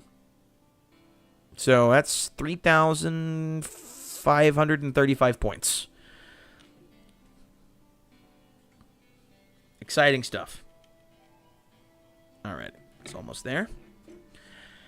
Also, we're discussing about my food aversions to olives. I don't know where you stand, Sean Steiner, on olives or not. Luna, you say you love olives. I like I said, I wish I could. Yes, I'm very excited, dude. This is my favorite model in the Imperial Knights range. Fall after my favorite model in all of GW history, which I spent the last few weeks building on stream, which is this bad boy right here. My Acastus Knight Porphyrion. This big guy right here took me, I think in total, I've done the math, about 96 hours of build time after washing, trimming, cutting, gluing, re-gluing, because I had to cut pieces off to fix. 96 hours. You leaving me, baby? Yeah. All right, I love you. Okay. I love you. I'll get stuff for dinner after this. We're having crab rangoon grilled cheese, everybody. All right, Luke, you're going to head out now. You might join in for your next stream, but have stuff right now to do. You know what? Thank you so much, Luke. I deeply appreciate that. Luna, me liking olives, it could just be me being Italian, though. I wish. I'm vicariously Italian. I'm very English, but I love Italian food. Sean Steiner, thank you so much, brother. Yes, I am so excited. I'm my plan. Okay, so since you're new, let me tell you here. Gave you a sub, bud. Loving the Knights. Thank you so much, brother, man. I deeply appreciate that. So let me tell you, I've had a dream for years. Okay, this is my favorite model of all time ever since GW released it 9 years ago. My favorite model ever. I couldn't tell you what about the Acastus Knight that I love so much. You're gonna eat crab goon, but not olives. Yeah, but I'm gonna run while eating crab goon. See, crab rangoon. Favorite model of all time. I wanted to get this. My wife bought this for me as a gift, an early birthday present. Luke, thank you so much, brother, man. You have a good time, all right, brother? I'll catch you later if I do, all right? I want to take this, and I want to take this to the largest Warhammer tournament in the United States with the Las Vegas Open. I wanted to be the first person ever to do it, but that happened last year, so instead I'm going to be the second person. But I still want to build an army and center it around this big guy right here, and I'm so stoked. Will I win? Probably not. I haven't played Warhammer in 15 years, and I'm playing one of the worst armies in the game right now, which is Imperial Knights, and this is one of the worst models in the game right now for the Imperial Knights. But I want to do it so bad. I'm going to be so stoked. So, and then, of course, I've got my second favorite model here, the Castigator, which I think is absolutely sick. I can't wait to get it done. I have to pose it. But you know what? Since we're here, we might as well do model showcase time. Here, Sean, if you're still there, I want to check this out. This is my Knight Preceptor I built right here. This bad boy. Custom posed, did custom work on the hand to get the finger point stance I really, really wanted. Had to bend and break all the fingers to do it, but I finally got this really kick-ass looking pose, which is one of my favorite ever. Sorry, I'm not on camera. One of my favorite things I've ever done is with this model right here. Not only new to your channel, but new to Wargaming. Started in November. Going Black Templars. It started collecting. Started building and put a little paint on one Marine last weekend. Dude, Black Templars are fucking awesome. Great way to start. I love it. Everyone here in my chat will tell you should have gone Chaos. Don't listen to them. They don't know what they're talking about. But Black Templars are fantastic. And if you're new to the hobby, that's kind of the whole reason for this channel. You know, I've been in the hobby for almost 2 decades. Just about 2 decades. And a lot of people are really intimidated, and especially with a bunch of new people coming in. So I'm going to... My honeymoon's next month, so haven't been posting proper videos yet, but I want to. So I'm going to start posting proper videos and documenting my hobby journey. But honestly, man, if you're putting paint on plastic, you're doing a hell of a job. A hell of a job. You're already better than 90% of the people out there. But, oh, Luna, don't worry. I will be. Trust me. But what I wanted to do is showcase people like, look, people are so scared of putting paint on plastic that they're worried they're going to ruin their models. I'm out here kit bashing and breaking plastic to repose it. And I want to show people that if I can do this, you can put paint on a model for sure. And that in no way, shape, or form should you be intimidated. So that's half the reason why I'm doing what I'm doing. But Luna raises a good point. Let me show you. So this is the Knight Preceptor. If you're familiar with the Leagues of Votann models, the High Call, that's actually what I based this stance off of. So if you look up the High Call, you'll actually see this is the exact same stance. I just really think this stance is awesome, which is why I decided to do it for the Preceptor. But there is a model that I did that was based very heavily off of the old Lieutenant Titus model, and that guy is my Knight Errant right here. So the only point of contact for the base will be this toe, which I had to repose, but you've got this really nice action stance that I think looks really, really cool. You get the high knee on the back. I had to rebend all the toes. I broke them off and actually re-glued them back on and everything, which is awesome. So yeah, I'm really, really excited. And so this is one of the first Knight I've ever built was this bad boy right here. First Questoris Knight. I have a Dominus, but it's just walking. I haven't done a custom pose. But this bad boy right here is one of my favorite models I've ever done. And I think the pose looks so cool. Like, could you imagine this guy sprinting straight at you just like this? And you're like, oh God, I'm about to die.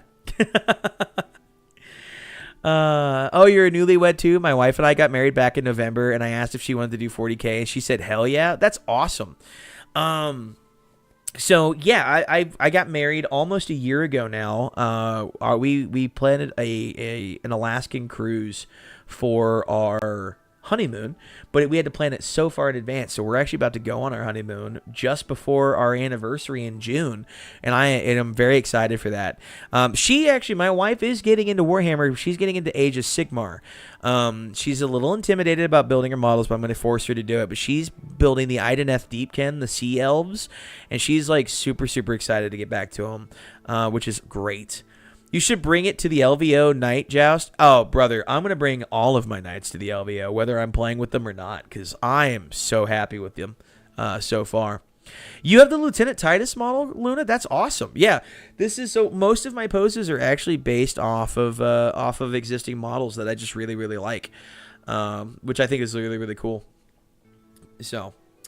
you've wanted to go to Alaska forever? Me too, brother. And my dad went on an Alaskan cruise with my mom years ago.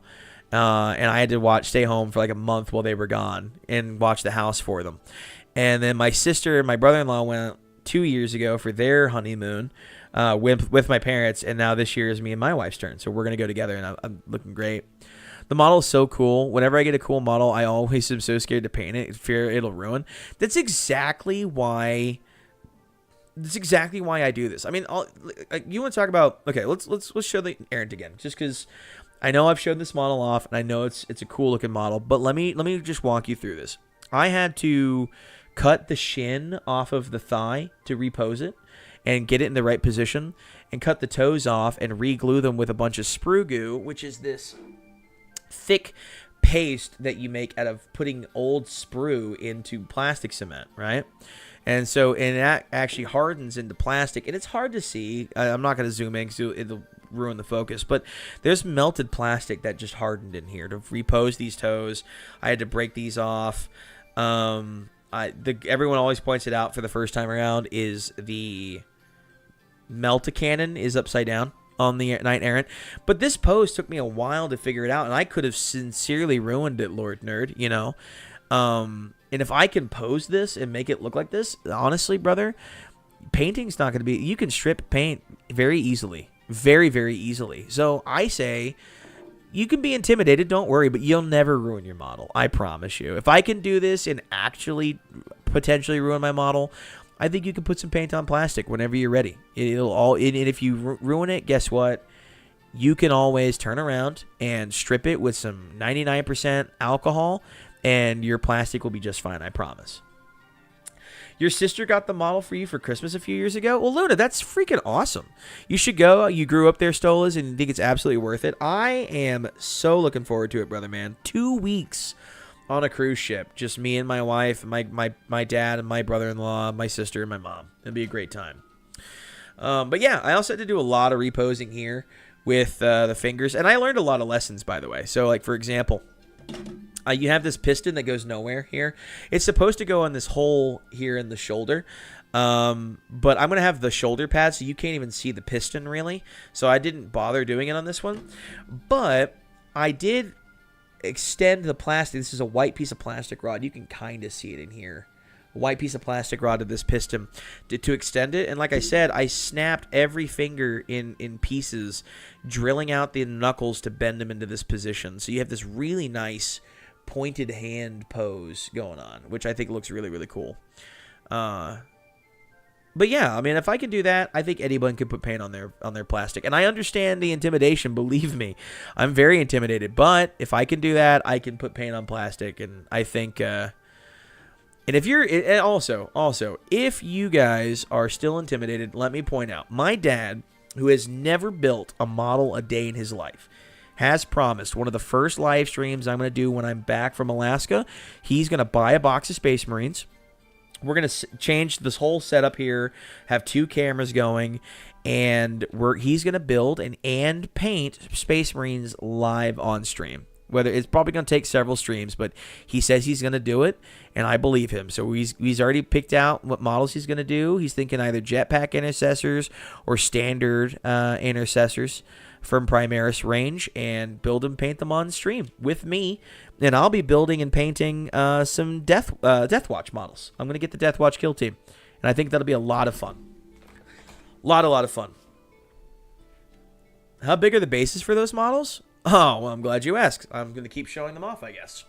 So, people who are familiar with my channel, who discovered me mostly from building this base right here, I think this is a 150 mil base, I think, in total. I actually had to build this rock out of corkboard with super glue. So the pose, and I'm going to have to add some more cork under this foot, but the pose for this knight is going to be like this. I think it's going to look really, really good. I think it's going to look really, really good. I even have some copper wire. Some 30 gauge copper wire I'm going to actually glue around here, make it look like electrical arcs coming off. That was your introduction, The Rock. That's right, Stolas. If I remember, you joined as I glued my hand to the base, and then I glued my other hand to my hand. So I was stuck, glued like this, and then my hand was glued to the table. You can't see it really on camera. It's just off camera right here. But there's a bald spot where I stripped the varnish off the top of the table from that super glue. So this desk has survived quite a bit of damage from me, unfortunately. But yeah, it's a lot of fun. And this was smoking really badly, by the way. You got to be very careful with your super glue and where you put it, because I didn't realize it interacted with cork the way it did. And this was smoking horribly on stream. So that was fun. Yeah, I was severely struggling, Stolas. So thank you for the sub that day. It was a nightmare. It was a nightmare getting that done. But I did ultimately get it done. Give me 2 seconds here. It's going to be a little loud. There we are. Coke Zero. By the way, did a weigh-in the other day. Stolas, in case you're curious. I am down over 50 pounds now. And at work, you have to wear an apron when you're working in a kitchen. I am now able, for the first time in my life, to tie my apron to the front. So I can wrap it around myself and tie my apron to the front. Just barely, but I can do it. So I'm getting there. No cork and super glue, noted. Yeah, listen, it's also dependent on the type of super glue you use. Super thin, probably not the thing to do because it soaks in. If you're going to do it, get gel or thick base super glue. Probably going to be a little easier. And it does burn. And it burned me a lot. Ah, Stolas, that was also the first time I cut myself on stream, too. I forgot about that. God, that feels like an eon ago, doesn't it? Here I am talking about a McChicken, lol. That's great, man. Your health is important. Yeah, dude, I'm telling you, I really messed my life up bad getting diagnosed with diabetes because I wasn't taking care of myself, and here I am already in remission and getting healthier every day.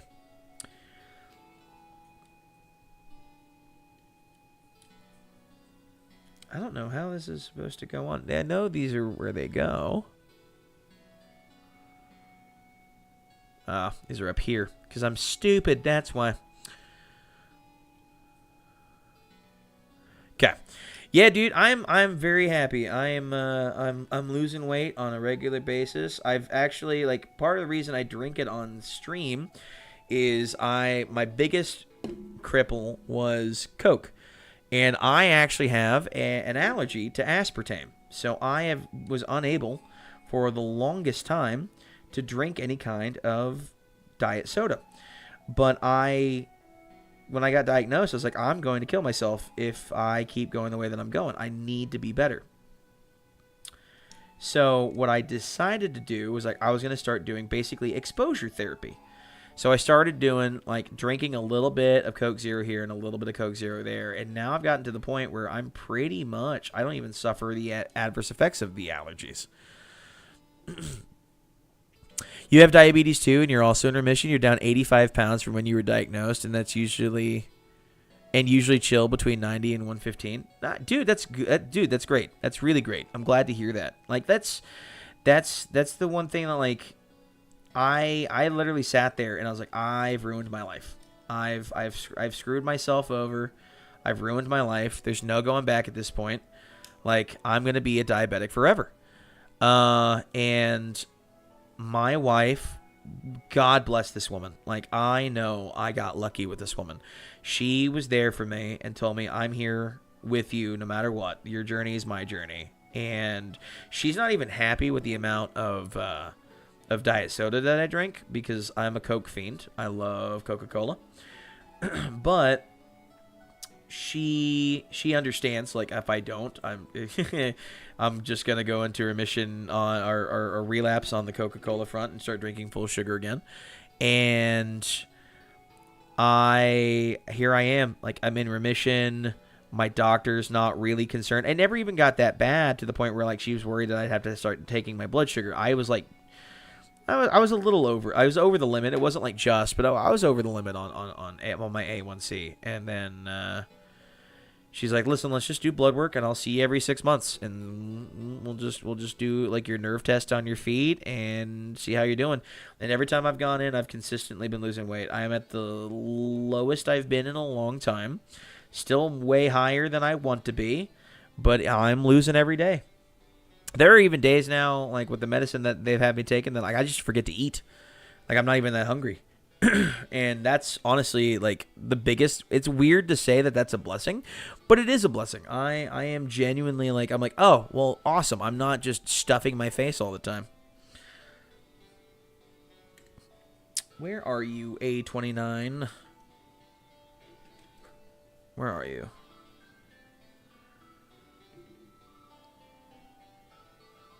I know it's here. But yeah, it's actually, like weirdly enough, it's been one of the biggest blessings in my life. Now that the choice has been removed from me, it's like, it's weird. It's easier for me to stick with it now that the choice is no longer in my hands. As weird as it is to say. Your problem was beer, too many carbs for too many years. Missed the beer, but at least it looks like I won't lose any limbs. That's the important thing. My parents never bought soda when I was a kid, so now I just don't really like it. That's a blessing. My parents did, but the problem is, like, I just never had that self-control. I just never had the self-control to not overindulge when it came to soda. But I've always been a hungry kid. I think the fat kid. Even when I wasn't fat as a kid, I like to eat food. And that's my biggest issue. That and pasta. But removing most of the refined sugar from my diet, I'm going to be honest, guys, I had an Uncrustable the other day. Really wasn't that big of a deal. But I had a honey Uncrustable. God forbid. But I haven't had anything like refined sugar in a long while. Like at least a couple weeks. And like even that was I had a cupcake. And I had to make the cupcake, so I had to test it. So it wasn't even like I wanted to indulge that much. How people drink Mountain Dew is beyond me. It tastes like battery acid. I don't like how it makes my saliva thick. Personally. Like that's for me. I'm like, ew. It makes my saliva thick like mucus. I'm good. What are we building, guys? I am building a Cerastus Knight Castigator. It is the last of the Imperial Knights I have in my army that has not yet been constructed.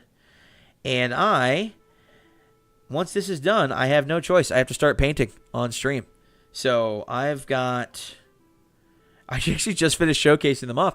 I've got my Knight Errants I've built, or my Questoris Knights I've built on stream, with my Questoris Knight Errant, my Knight Preceptor, and my Knight Defender, which is awesome.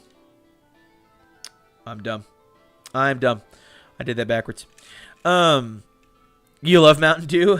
Well, listen, no judgment. There are a lot of people who like Mountain Dew. You know who likes Mountain Dew? My wife likes Mountain Dew. She likes Baja Blast. But there's not a soul alive that I know that doesn't like Baja Blast. Why are we giving me so much trouble? But yeah, so I'm working on my Knight Castigator. I've actually got to finish getting the base built for this bad boy. So dope. This is my first month in 40K, and I went through the rules and chose Grey Knights. Ooh. Grey Knights are awesome. I'm sorry about the models. They need an update. But other than that, Grey Knights are freaking awesome. There's not a soul alive that doesn't think the Grey Knights are cool from like a lore perspective. Oh my god, they're so cool. And there's a lot of people out there doing a kick-ass amount of kit bashing with them that make the models look so good. There was someone will know here. What's that big mech baby carrier looking guy? You know, the one that has like the Space Marine like on the chest, so it looks like a baby carrier. I know that's something. And what I love about him is like someone did a kit bash with a Saturnine Dreadnought, and it looked so good. When I play Kill Team against my friend Jamie, I asked him for his leftover pieces from his Orc and Tyranid armies, and I glued them to the bases of my models for lore. Holy yapping session. Oh, dude, brother. You want to talk about that? Okay. All right. Nemesis Dread Knight, thank you. You just bought the baby carrier Grandmaster, the Nemesis Dread Knight. Yes, Grey Knights are awesome. From a lore perspective, I love. They're so freaking cool. Their names are the names of demons backwards, so they can permanently kill them. They're so good. They're so good. And I love XCOM as a video game, and Chaos Gate, which is a Grey Knight centric squad based tactical game based off of XCOM. So nice. I love them. I love them so much. I hear 11th edition, you're going to get some sick new rules for Psychers, so good on you for picking them up now. Oh, yeah, Psychers are supposed to be... I don't think they're going to go back to, like, a Psyker phase or Psychic phase, but, like, Psychers are supposed to get some nice buffs, which I think will be really, really cool. Like, and honestly, I don't know why they don't just treat them like weapons, you know? If you have a Psyker ability, why not just treat it like you would, like, a Bolter or something? I think that'd be great. Also love the Grey Knights. I plan on buying every new model that releases for them ever. Chaos is clearly going to win in the end. Not with all these Grey Knights in around you. All right? You watch yourself. So, Lord Nerd, you want to talk about basing and stuff. Okay, let's talk about basing and stuff. The next knight I'm going to be buying is another Questoris Knight. I'm going to be building the Knight Gallant. And the reason I'm building a Knight Gallant is because I have a really cool idea. There's a story of a Knight Gallant that has like the fist and they also have the chainsword. And the Thunder... I don't think it's I don't remember what it's called. Is it the Storm Fist? I think it's the Storm Fist or the Thunder Fist. One of the two.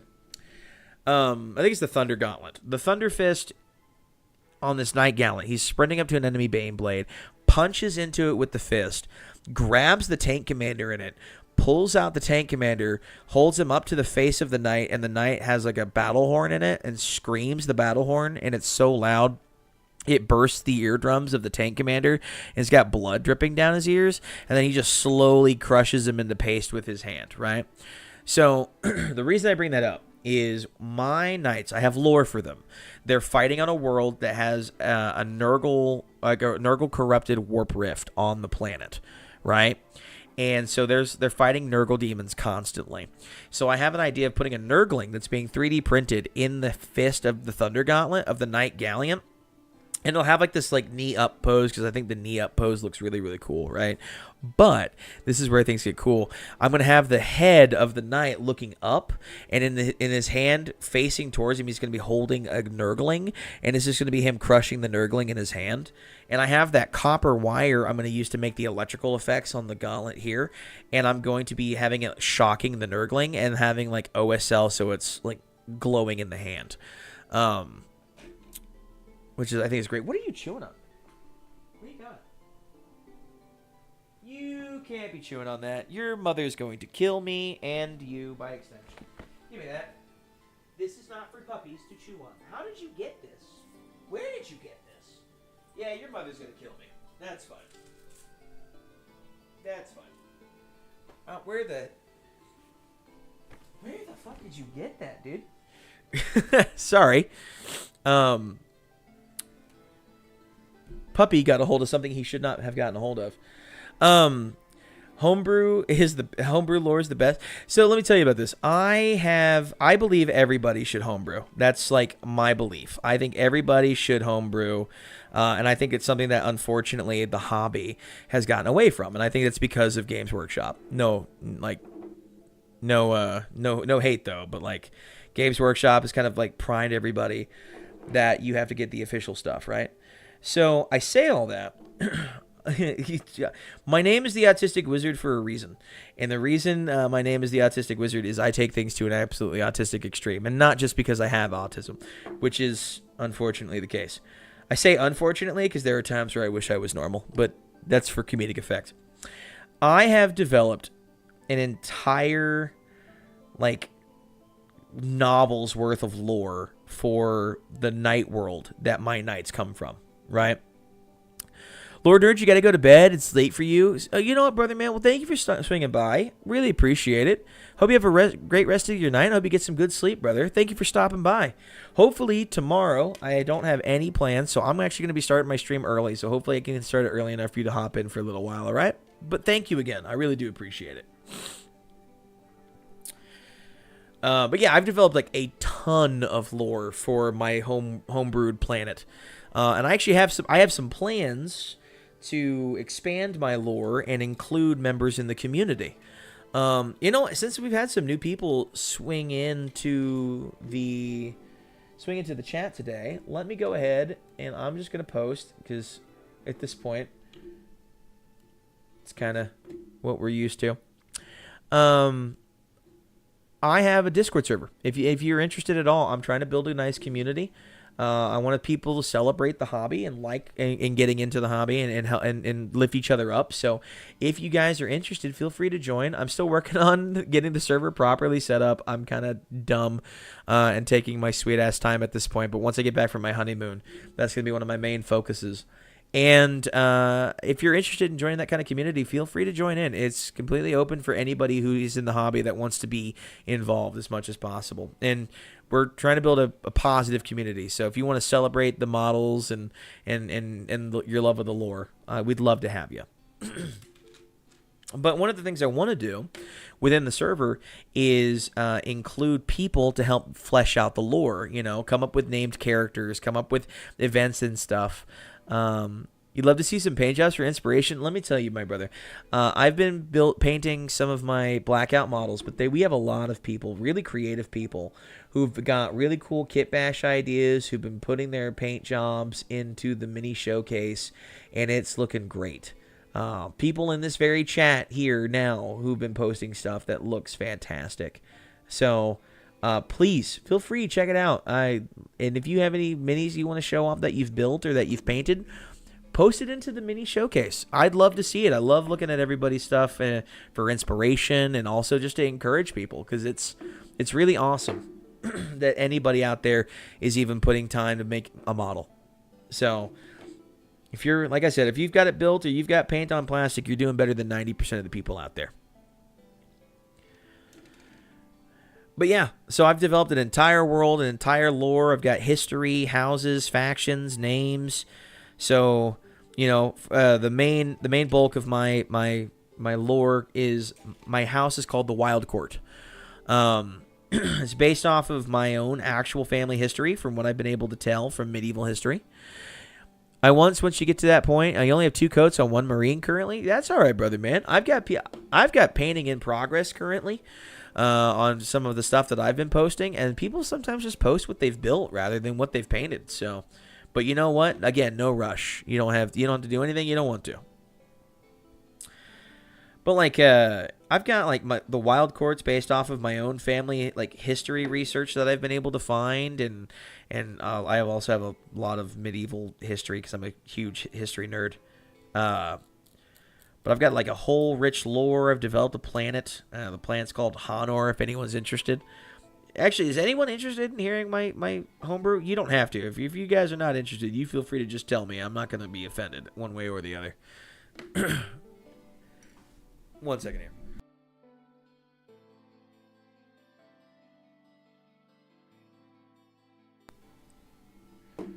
All right, sorry about that.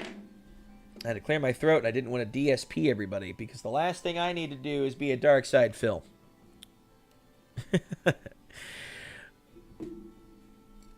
Anyway.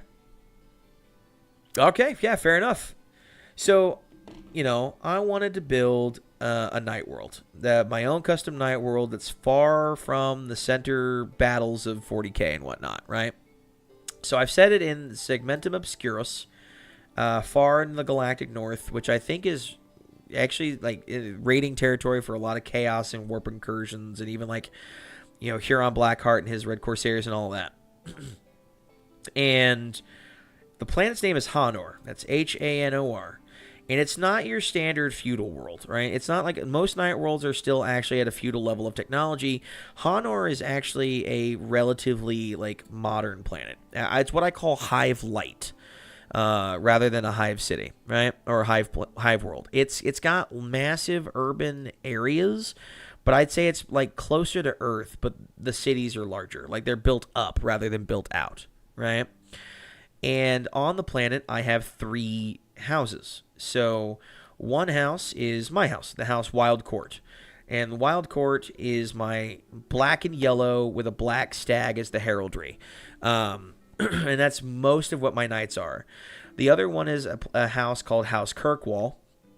And Kirkwall, their color scheme, which will be relevant, is like a bright candied red with orange, and in the orange are thin black stripes, almost like hazard stripes but skinnier than that, and their heraldry are silver keys.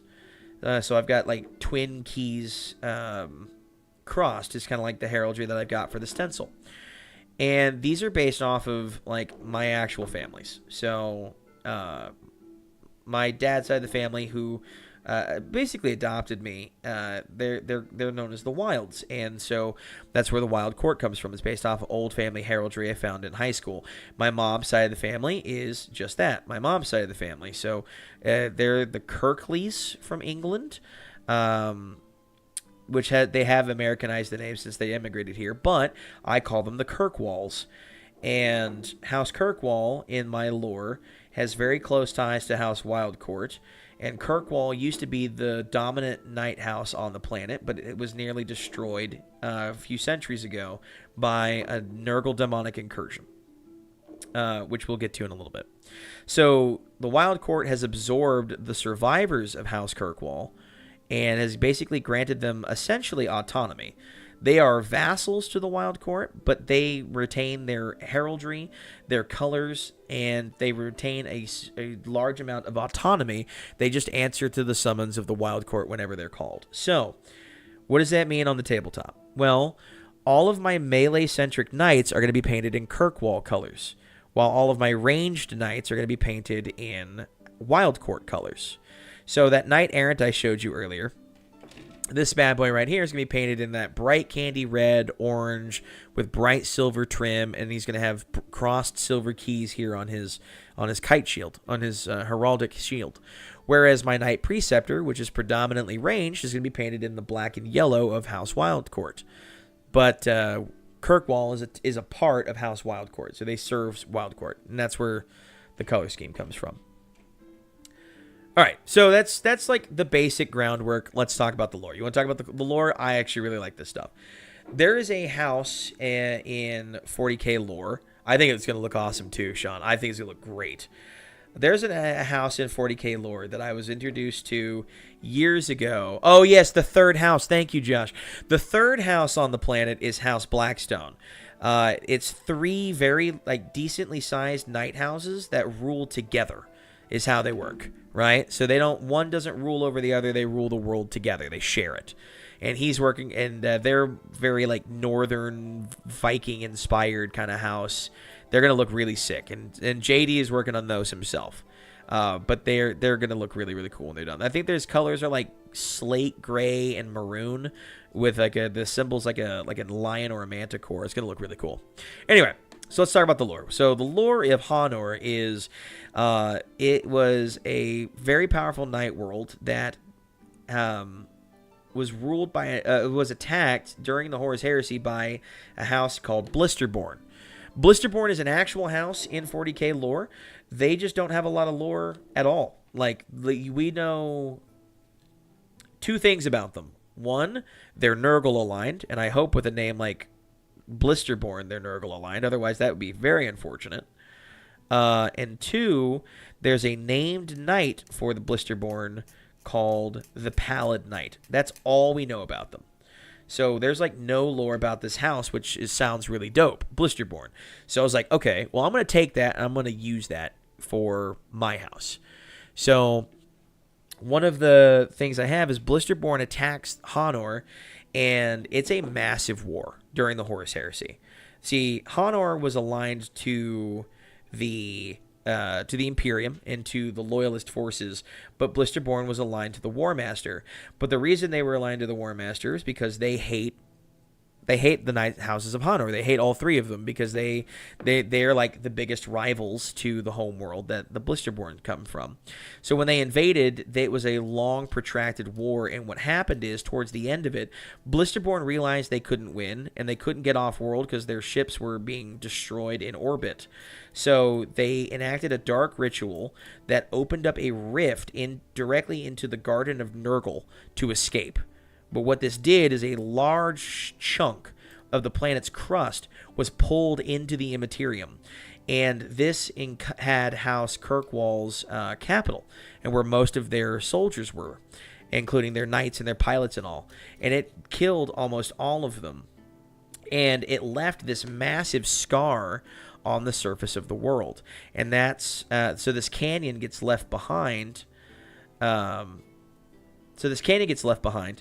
And the Loyalist forces are fighting armies upon armies of demons pouring out of this scar on the surface of the world. We're talking millions of Nurglings, even a great unclean one comes pouring through, while these Chaos Knights escape through the rift. And eventually the rift closes, and the energies of the Immaterium dissipate, and the demons eventually dissipate as well. But the rift, while closed, is not sealed, and it occasionally reopens.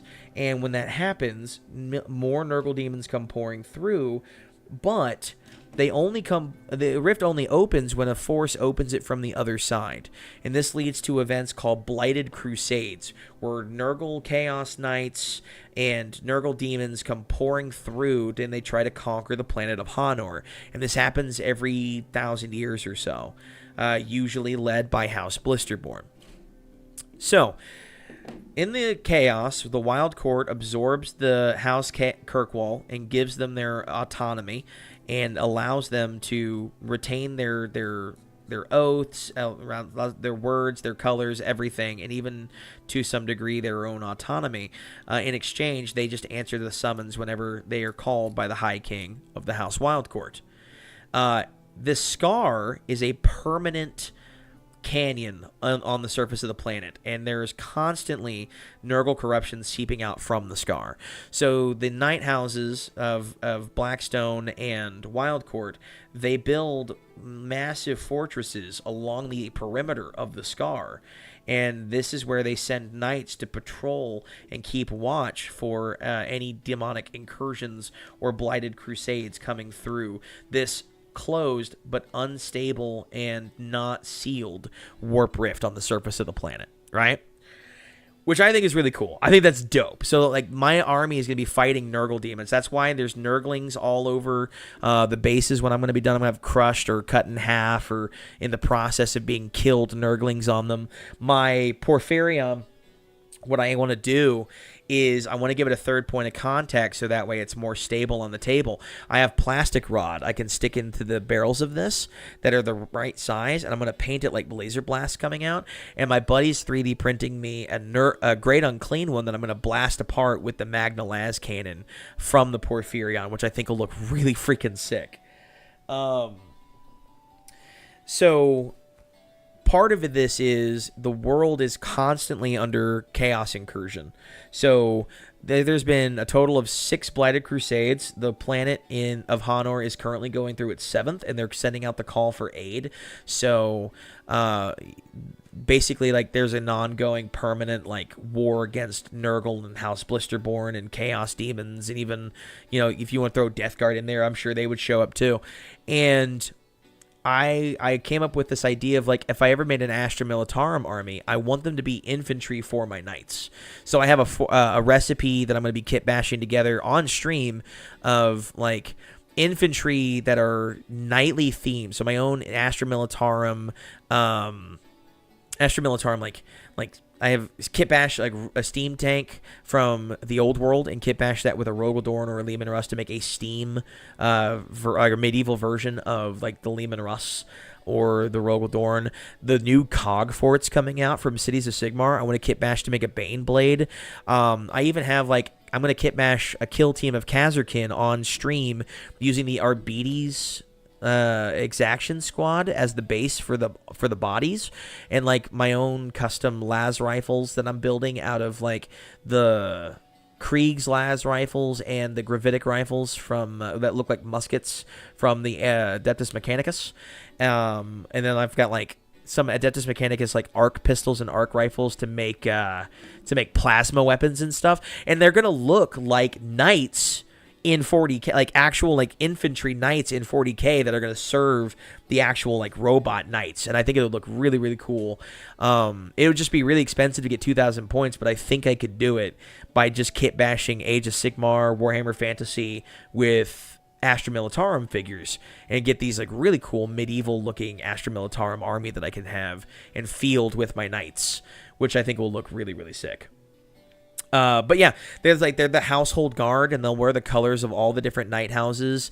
I even have like, because I want to let it where people can like add to the lore of the planet of Hanor. So like, we'll have someone could come up with a named character for the household guard, or a named unit, like a unit of nothing but flamethrower infantry, and they can call them like the Firehearts, spelled Hart, because you stag being the symbol of the Wild Court. Or someone can come up with their own, like, if you want to make your own individual knight and have it on the world, I think that'd be sick. So like, I have like an entire contingent of a free blade company, which is like individual knight pilots that join the mercenary company to fight on Hanor. So now you can if you wanted to build a single knight and say, hey, this knight's a part of this battle, they could be part of this Freeblade company, and we could develop a lore for an entire separate Knight house that's just a Freeblade company of knights that fight in honor of the Wild Court or something. And I think that would be just a really sick, like, community collaborative event that we can kind of focus around one planet, and we can make our own lore for whatever. If Josh, JD from Spruta Saga, he's got a custom army of Dark Angels successors that he's been building, or his own fleet of Black Templars that could show up. And those are not just random Dark Angels or Black Templars. Those are his homebrewed versions of those. Or Luna, for example, who goes his username Alec Nerone, I believe, here on YouTube. Luna, give me a second here. I gotta kill a dog. Hold! Yeah, it's back here. You gotta stop doing that, dude. Well, it explains where the foam keeps coming from. Yeah, sorry about that. Dog's destroying my carpet that I rent, which I'm gonna have to patch now because of him. Where was I saying? Oh yeah, like Luna, she has her own Chaos Knights. Her Chaos Knights could be part of this war and affect the lore of what's going on. And I think that would just be a really kick-ass collaborative community event where we could just come together and tell our own stories. And eventually, I'd like to get to the part where we could have ever-evolving stories, where like it'd be our own little mini-verse of 40K where, hey, you're in the community, you're in the Discord, you want to send your homebrew and have them be a part of this. That'd be a great idea. It'd be awesome if you could play a game on Tabletop Simulator of your army fighting my knights. And now, depending on the outcome of that battle, maybe your Chaos Forces or your Xenos or whatever it is that you want to play can turn around and conquer a little bit of Honor, and that's a battle that plays out in the lore that's going to reflect in the lore of my Knight House, which I think would be a really cool idea. We'll see if I can get to it, but I have plan on, once I get back from my honeymoon, hitting the ground running when it comes to this, so I can actually really get to that point. But that's a ways off. That's further down the line. But yeah, that's my plan with Honor, is like making my own little micro universe of 40K surrounding my knights and everyone else's homebrews that we can just battle it out together and have this ever-evolving community story together that's a little bit of our own.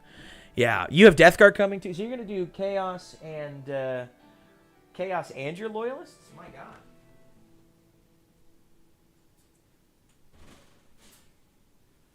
You do not chew on that. Jesus. Sorry, guys. But yeah, I think that'd be really cool. I think that'd be like the really coolest part about the whole thing. And it's something that we all can call our own in the lore of 40K. That GW, no matter what happens with the lore of the game or where they take things moving forward, they can't take that away from you. Which I think is cool.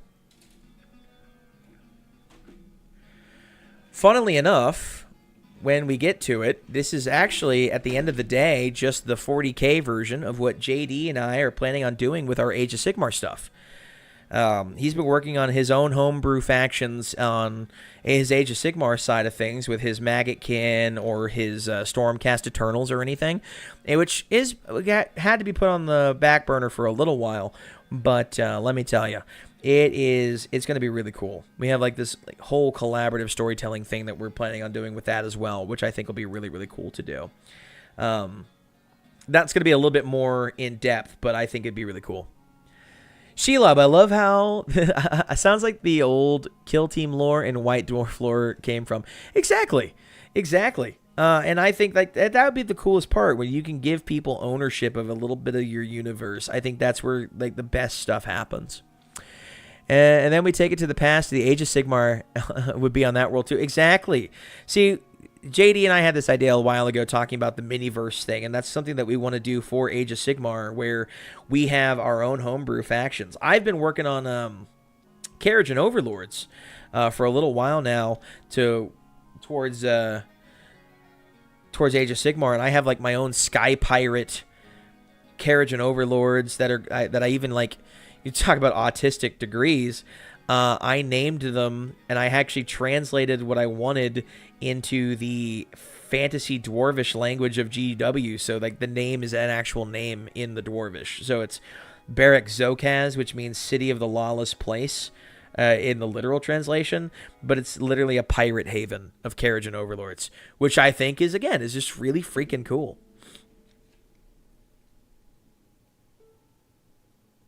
I see. So this goes on, what, like so?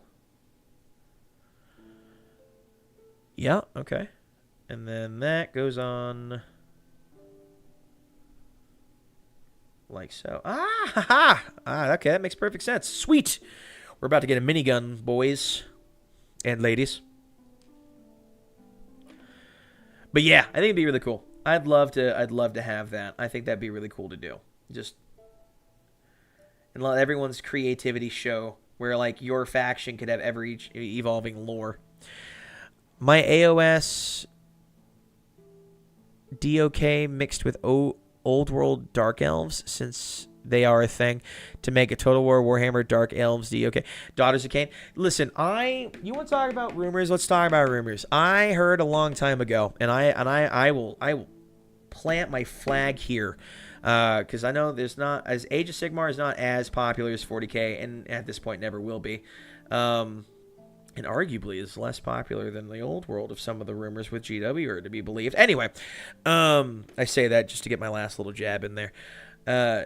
I'll say this: I think we're gonna get Dark Elves really soon with Age of Sigmar. I think next edition for AOS 5th edition is supposed to be dropping next year, I believe.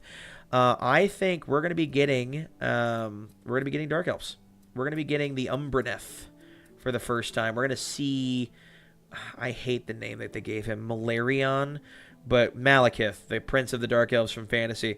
I think we're going to see him for the first time in the tabletop, and I think we're going to see the Dark Elves faction. Let me tell you. And I think it will look really, really good. Zach, he wants AOS Dark Elves. I really do. I unironically... if Dark Elves happen, I may have to consider very, very deeply before finally committing to my Cities of Sigmar, because I may want to do my Cities of Sigmar far more. But the Dark Elves would give me pause for sure, and I'm very excited to see what they do. I even have a paint scheme picked out for them: black, gold, and like a warm purple for like an accent color, like a very like smidgen accent color. I want Kislev when war in Ukraine ends. They said they wouldn't do them since Ukraine's mixed with Russia inspired. Don't go for the first new model since... Yeah.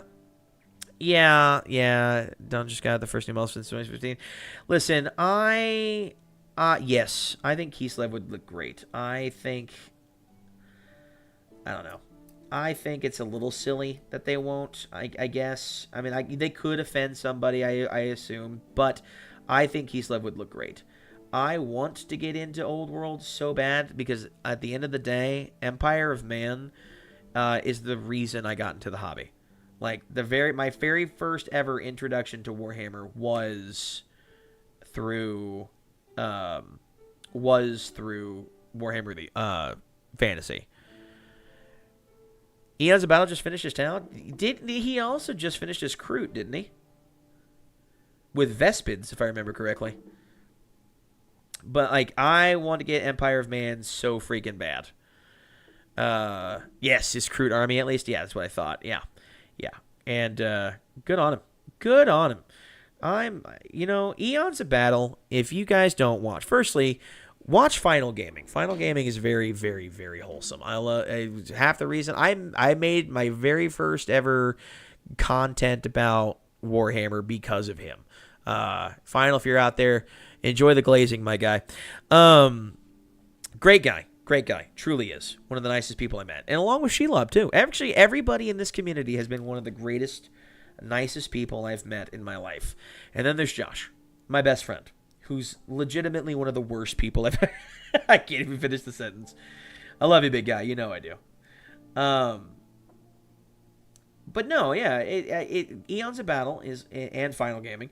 He's one of the most like wholesome dudes out there that you can just tell his love for the hobby is so genuine that he would be doing this even if he didn't make any money on it. And that's one of the best things about him.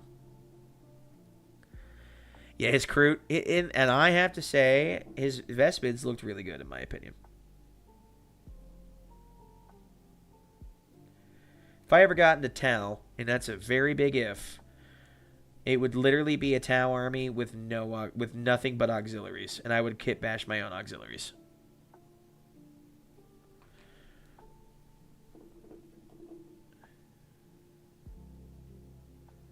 But yeah, I really do like. I hope Old World gets some good love, because I want to get some Empire of Man models so bad.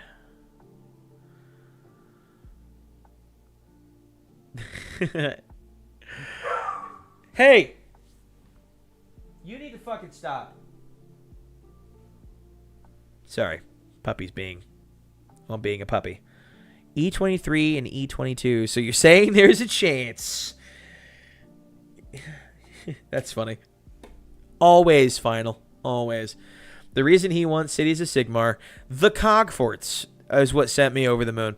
I've never seen a model get like a universal praise from everyone in my family who's not even interested in the hobby from a gameplay perspective, because they truly love the Cogforts. My dad is excited for Cogforts. He doesn't even collect, but he's like, I want a Cogfort. every time I talk, oh, sorry, I'm gonna hit my microphone there. Every time I even bring him up, he's like, Cogforts. I really want a Cogfort. He's like, I wonder how much that'll cost. I'm like, too much, Dad. It'll cost too much. But he does not care. You already have Karl Franz. I do already have Karl Franz. That's true. I have the greatest character outside of Sigmar that GW has ever created, Karl Franz. And if you don't like Karl Franz, I don't like you.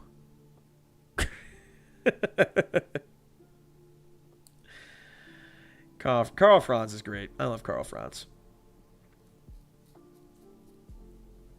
There's not anything, actually, now that I think about it. There's really not much in Warhammer Fantasy that I don't like. I've listened to most of the Gotrek and Felix novels, and they're really, really good. They break, is this sci-fi or fantasy too much for me?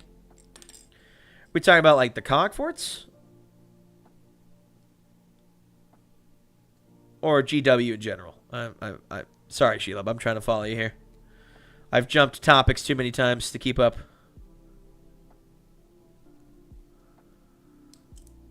If it's the Cogforts that you're talking about, I understand. It's not for everybody. But they do strike a balance for me quite a bit. I think Cogforts are going to be this weekend's pre-order preview if GW sticks to their patterns. You are welcome, by the way. And yeah, okay, yes. Unless they throw in that kill team box in there, yeah, there's a chance they could final. But if it goes on pre-order, I'm gonna talk to my wife and beg her repeatedly, please. I understand. You know what? Here's the thing. I love black powder. I love artillery, especially like that era of artillery. So for me, Cogforts just hit every. And my favorite piece in chess is the rook. So you can understand, like, they're catering to me. I am being marketed to. But I can't fault you for saying that, because it does kind of pull the realm of Age of Sigmar in a bit of a direction. The problem is, for me, my first major introduction to AOS, and JD will tell you the same thing, was the Caradrons. And the Caradrons are straight up steampunk. So, like, for me, again... Oh, I think I know why the dogs are acting up. I'm a dummy. It's time for me to feed them. For me, like, I kind of already got the steampunky vibes, but I can't fault you if you really like the more fantasy aspect of AOS, that the Cogforts probably just don't do it for you. And you know what? That's okay. You know, you do you. I hope you find something that you do enjoy in AOS, because clearly you've got a really kick-ass idea with your daughters at Kane. I have to admit. Even if they are servants of Marathi, I suppose I can forgive you. This time.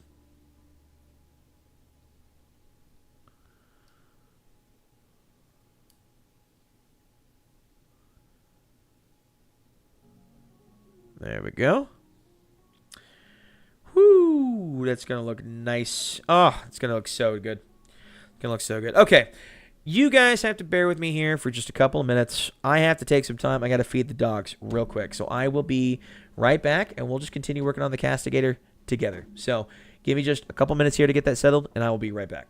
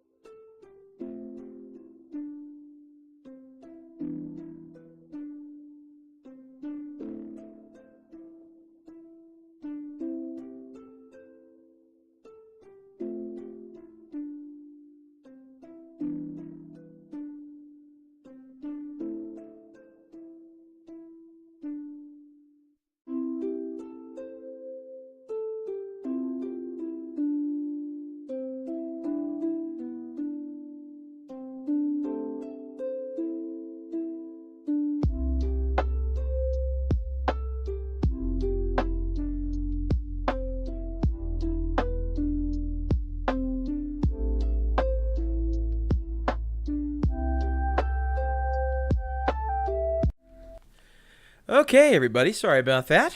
Had to feed 3 kittens, a full-grown cat, 2 dogs, and 2 chinchillas. And I did that as fast as I possibly could as a fat, out-of-shape man. Not the easiest thing in the world, but I got it done. So I'm going to keep working on this for a few more minutes at the very least. And then at some point, I have to worry about feeding my wife dinner when she gets back. So I'm going to be making her a crab rangoon grilled cheese, which I think sounds like a blast. So let's see if we can finish this gun at the very least. What do you guys say? So E24, it says. Oh, well, it'll help if the numbers were right side up. Okay.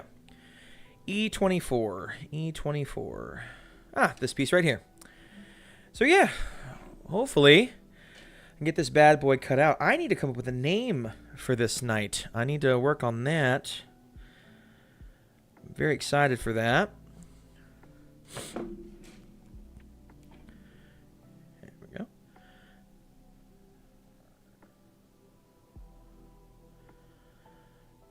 I'm thinking like the lore behind the Castigator is it's actually the personal knight of the High King of the Wild Court, Lord Osterwild. And I think I'm going to go... I want to go Latin, I think. And the most Latin I can come up with for a name is Cervus. Or Cervus, or what Cervus, you know, and that's Latin for stag or deer, in particular. And I'm thinking like trying to come up with like something high Gothic, you know. I feel like a knight, the personal knight of the High King, should have some grandiose name to it.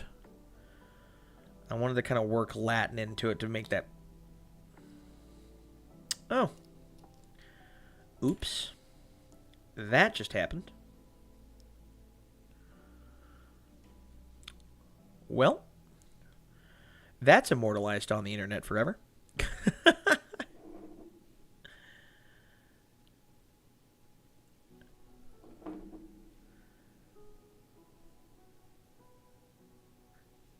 Let's see. Probably come up with something pretty good. May not happen all at once. It's usually one of those things. It took me a year to finally come up with a name for my custom chapter of Space Marines.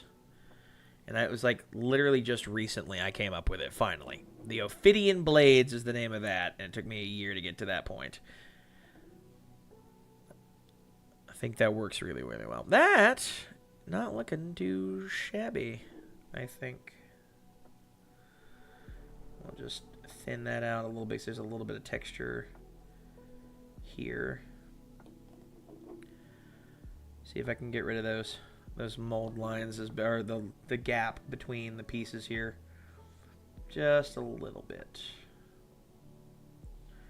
I don't think it'll matter too much once it's painted, but once we get to that point, we should be good. Let's see. Next up is E25. Now that is an easy piece to find. This big-ass shield right here for it.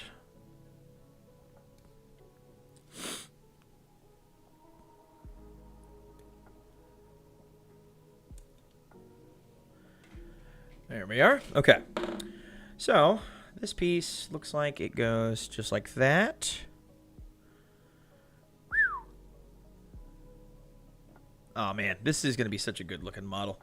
You know, and I know it's not the most powerful Cerastus Knight out there. The rankings of the Cerastus Knights as far as like playability, you know, the Lancer is obviously up there. I get that. The Lancer's got to be up there.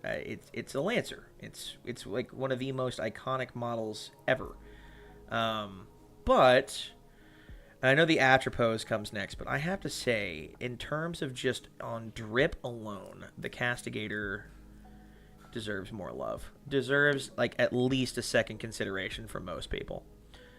I don't think that'll ever happen, unfortunately, but it should. It should.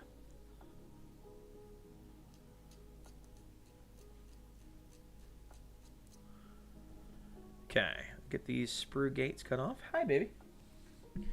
Holy crap! It looks gorgeous. No more purple. No more purple.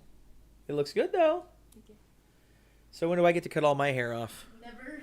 Never. I have to keep my hair long. Yeah, forever. Before you know it, your hair will be longer than mine. My hair is already pretty damn close, honey. I don't like it straight. My wife got a haircut and it looks really good, everybody. There we are. Let's see here. Okay. Let's get that glued on.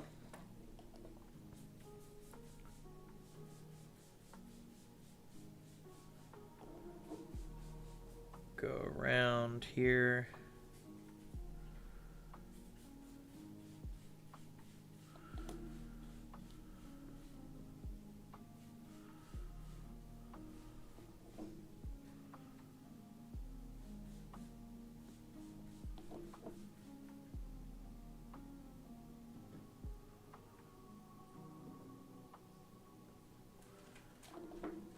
Alrighty.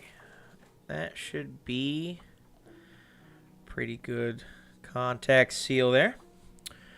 Blaster's looking good. Castigator bolt cannon is coming along. So next up is E26 and 27. Whew, this is going to be a big, big weapon.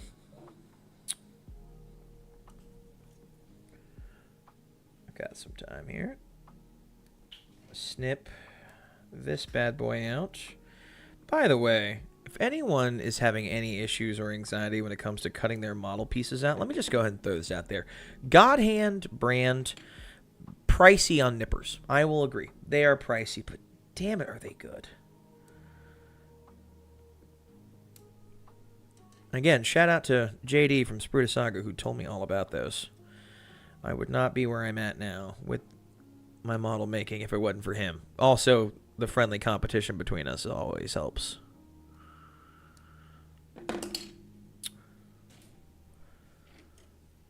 Okay, so we'll just glue these pieces together. Did you feed the pet? I did. I did. That's going to be a big weapon.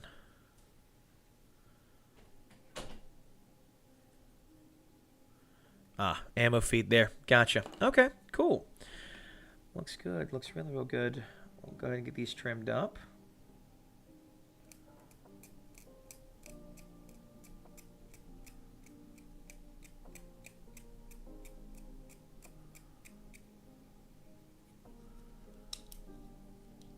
Now, I also have a hard time trimming these like curved pieces. I always carve into it just a little too much. I try not to, but I think it's just harder to do that with these sprue gates.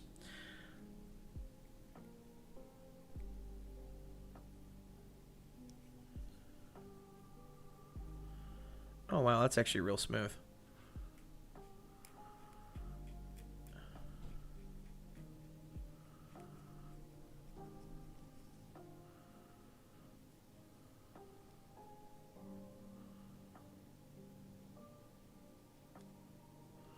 Okay, get this spot right here. Sprue gates are one of the more annoying aspects of this hobby. It's something that everyone has to kind of contend with. I don't really worry about mold lines too much, though, unless they're egregious. And I know some of the more recent kits have had some really bad mold lines. The Captain Titus box set, I think, is a great example of egregious mold lines, but I don't normally worry about them too much, but these sprue gates annoy me too much. And then I always, and I have to be very careful about this, because I always carve too much away, because I'm not careful enough. Okay. We'll do it on the negative side. You'll gate my sprue? Thank you, Josh. You're a good friend.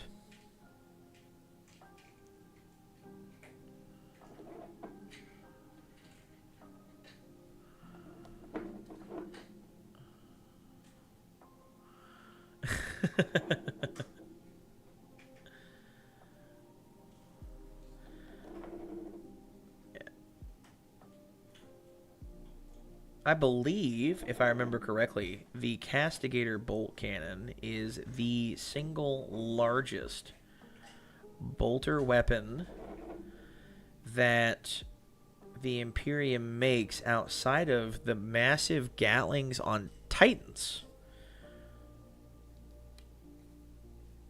Which is, I don't even think technically those. I don't think those are bolters. I don't think they use bolter rounds. Even scaled up, I think they use something else entirely, except for the Warlord Titan.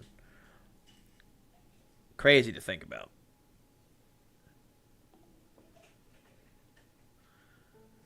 I also use this to. I don't know if anyone else does this, but if I have tiny nubs left over from sprue gates, I always tend to just do a little bit of Tamiya on the outside. I think it just eats away at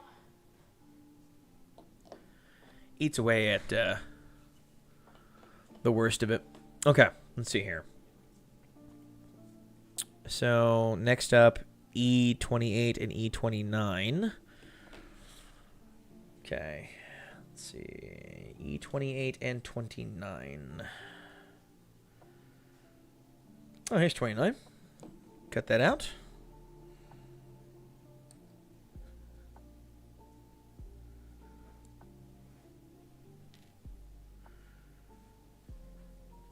And 28. There it is. Boom.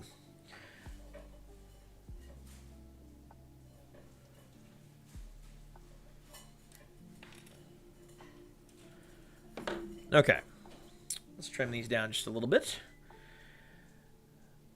Not the worst thing in the world, sprue gates, but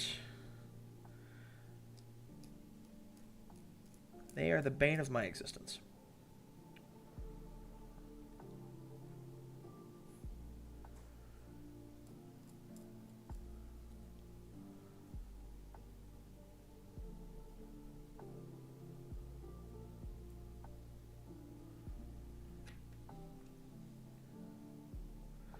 These sprue gates are pretty close. See, what I love about the God Hand nippers is that it makes those sprue gates so much easier to contend with, in my opinion. So I don't have that much to trim away.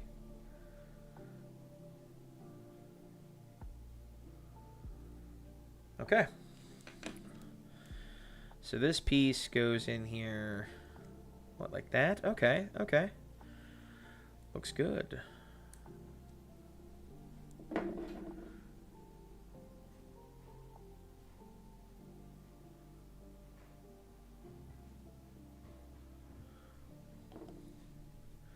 I love this music. And Oblivion music is so good. You are welcome again. Yes, no, seriously, Josh, thank you. Like you were the reason I know about the God Hand, and God, it saves me so much work.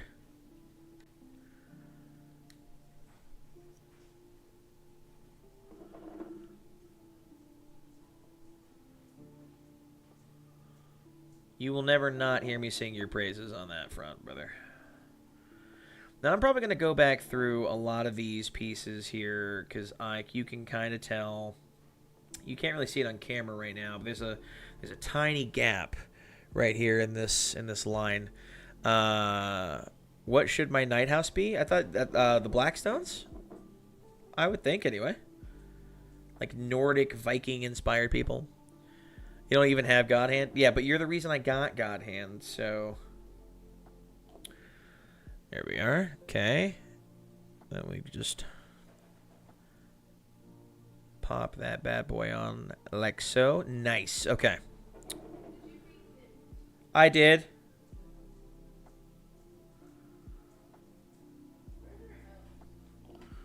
What? Where's the remote? I don't know.